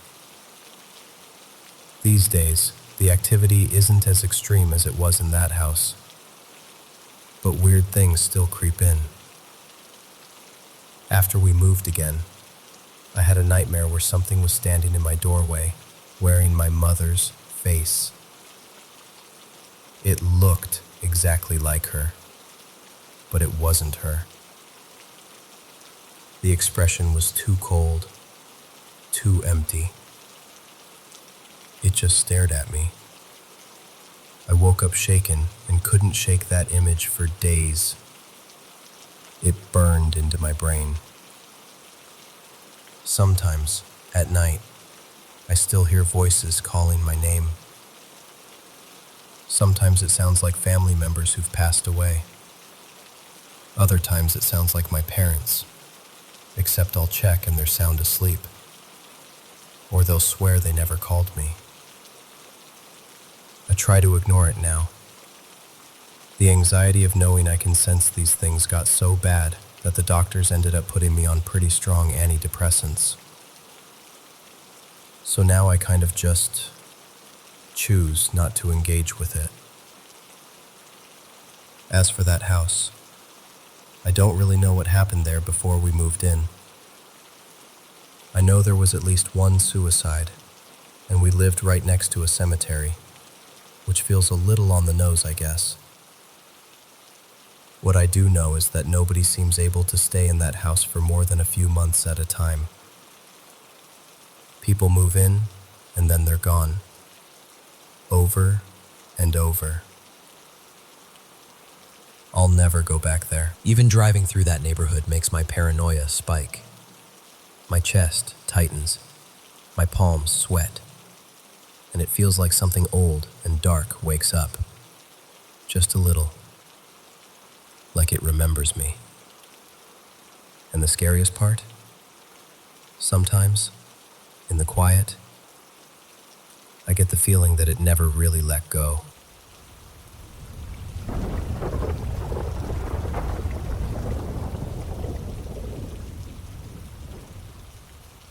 Okay, so I'm 19 now, but this all started when I was in second grade. I used to ride the bus to and from school with my older brother. He was a couple grades ahead of me, so he always sat in the back with the big kids, and I sat more toward the middle. At the start of the year, it was like musical chairs. Random kids sitting next to me every morning until everyone figured out their permanent bus buddy. One morning, this girl I had never seen before slid into the seat beside me. And immediately, the smell just hit me. It wasn't bad, exactly. It was like this stale, old, musty smell. Like a closet that's been shut for years. Or pages in a book that's been in someone's attic forever. I still don't know how to describe it properly. It's like I only recognize it when I smell it. Anyway, I'll call her Lena. Lena was a few grades above me. I think she was in 5th. But other than that, she looked like any other kid in school. Nothing dramatic, no cape, no goth aesthetic, nothing. The only weird thing about her was that smell. Because I had never smelled anything like it in my very long and worldly 7-year-old life. I honestly don't remember how we became friends. One day she just started sitting next to me, and then suddenly we were talking every morning like we'd always known each other. After about a week, on a Monday, she leaned in all serious and said, "I have a secret to tell you tomorrow. I can only tell it on Tuesdays." So obviously, I spent the whole day and night and next morning hyped out of my mind for this big secret. When Tuesday finally rolled around and we got on the bus, she turned toward me and said, "I'm a vampire." Now, even at 7, I knew what a vampire was and that they were not real. I'd seen them in cartoons and kids' shows. Like, I knew they were monsters from stories. So I just kind of stared at her like, "Girl, no." I told her I didn't believe her, and she got this offended, determined look on her face and said she'd prove it. And this part is burned into my brain. She told me the vampires can grant wishes. I had never heard that in any vampire story, so I was like, that's not a vampire thing, that's a genie thing. But she was adamant. She said if I wished to become a vampire, she would turn me into one, and then I'd see she was telling the truth. So I'm thinking, okay, this is obviously fake, so sure, why not? I agreed. I said, "I wish I was a vampire." She snapped her fingers, super dramatic, and told me to look in the big mirror at the front of the bus, the one the driver uses to see all the kids. I was sitting on the aisle side, so I leaned out into the lane to look. And I swear to you, I did not see myself in that mirror. Everyone else was there. Kids, seats, movement. But where my little head should have been, there was just nothing. Like a gap. I remember my stomach dropping. It was like all the air got sucked out of me. I started freaking out. I don't know if she'd figured out some kind of angle thing with the seats and mirror, or if she was low-key a kid magician, or something else. But I was not in that mirror. She stayed super calm and told me to wish not to be a vampire anymore. So I did. I said I wished I wasn't a vampire. She snapped her fingers again, told me to look back. And when I leaned out this time, my reflection was there, like normal. After that, I believed her, fully, no questions asked. That's when I started noticing other little things. For one, she didn't have sharp fangs or anything, but her teeth were interesting. Her canines weren't pointy, but they stuck forward a bit, kind of like Kirsten Dunst's teeth when she played Claudia in Interview with the Vampire. It gave Lena this slight lisp that was kind of cute. Then there was the bus thing. She never rode the bus home on sunny days. Ever. The only time she'd be on the bus in the afternoon was if it was cloudy, raining, or the sun was already low and hidden. At first I thought it was coincidence, but it kept happening, day after day. Rain, she was there. Bright sun, gone. She was seriously committed to the bit. She'd also remind me, regularly, not to tell anyone she was a vampire. She'd lean in and say, in that very matter-of-fact kid way, "If you tell anyone, I'll wish you never existed." It didn't exactly scare me, weirdly. It was more like unsettling. Like, okay girl, chill. I'm not telling anybody. There was also this one side quest where she pointed at a boy in my grade, I'll call him Ethan, and told me he was a werewolf. She said it so casually, like she was just pointing out someone's shoes. I was like, sure, why not? Vampire girl, werewolf boy. Okay. About a week after the mirror incident, she told me that I could get one wish every Tuesday. Just one. I wish I could tell you what I wished for, but every time Tuesday came, my brain just blanked. I remember sitting there going, I don't know, let me think. Then on Wednesday, I'd suddenly know exactly what I wanted and tell her, and she'd be like, it's Wednesday, too late. So I basically wasted my weekly vampire wish subscription. Even so, I never got bad vibes from her. It felt like I was the only person who really knew her. No one else talked to her on the bus, and since we were in different grades, I never saw her once we stepped off. She just sort of disappeared into the school somewhere. For a long time after all of this, I just assumed she was a kid who had watched some vampire movie and fully committed to roleplay.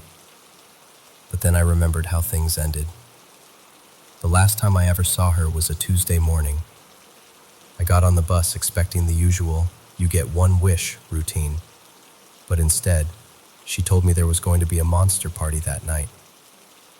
She said she wanted me to sneak out of my house and come. I was curious, but I also knew there was zero chance of 7-year-old me successfully sneaking out anywhere. So I just said, okay, sure. The way kids do when they have no intention of following through. I asked where the party was going to be, and she told me the location would come to me in a dream. That's how vampires kept secrets, she said. As soon as I got off the bus that day, I basically forgot about the whole thing. I went home, had my normal kid afternoon, and went to bed like always. And that night, I had one of the most vivid dreams of my entire life. In the dream, I was at this party full of monsters.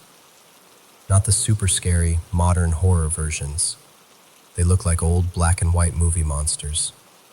Classic vampire, classic mummy, classic Frankenstein type. They were all just walking around, drinking from red cups like they were at a regular high school house party or something. It felt weirdly casual. I walked through the room and eventually saw a vampire who looked exactly like the stereotypical Dracula. Pale skin, widow's peak, long cloak, dramatic fangs, the whole deal.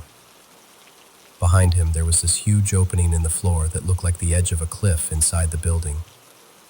It didn't make sense, but dreams don't care about architecture. I walked up to him, and he smiled and said something like, "Oh, you made it." It wasn't creepy or threatening. It felt almost friendly, like he'd been expecting me. We started talking, and as we talked, he shifted a little, and I moved with him so I could hear him better. Without really noticing it, I ended up standing with that cliff edge right beside me. At some point, I slipped. In the dream, I grabbed the edge with both hands and was hanging there, begging him to help me up. The whole thing was strangely calm. I wasn't screaming. He wasn't panicking. It was like we were both moving underwater. He just stood there for a moment, watching. Then he slowly bent down, and one by one, lifted my fingers off the edge. I let go. I fell. My dreams aren't usually in first person. They play like a movie. So when I fell, it was like a camera panned down with me. I watched myself fall and hit the ground. The dream didn't end there either. It stayed. I saw my own little body lying there, still and clearly dead. Then I woke up. It was so bizarre, because nothing about my time with Lena up to that point had felt sinister. Weird? Yes. Creepy sometimes? Also yes. But not evil. The only thing that really stands out as dark in hindsight was her last conversation with me about the party, and her wishing me out of existence threats. After that night, I never saw her again. No goodbye, no explanation. She just stopped existing in my world. I didn't connect her to the dream right away either. It took me a couple of years to look back and realize the night of the monster party was the night I had that dream, and that smell, that weird, stale, old smell, has stayed with me. I've only met maybe 4 people in my life since then who smelled even slightly like her. Every time it happens, it's like I'm back on that bus seat in 2nd grade, leaning into the aisle and not seeing myself in that mirror. I don't know if she was just a really imaginative kid with a talent for illusions, or something else I'll never understand. But that girl, that smell, and that dream, they've never left me.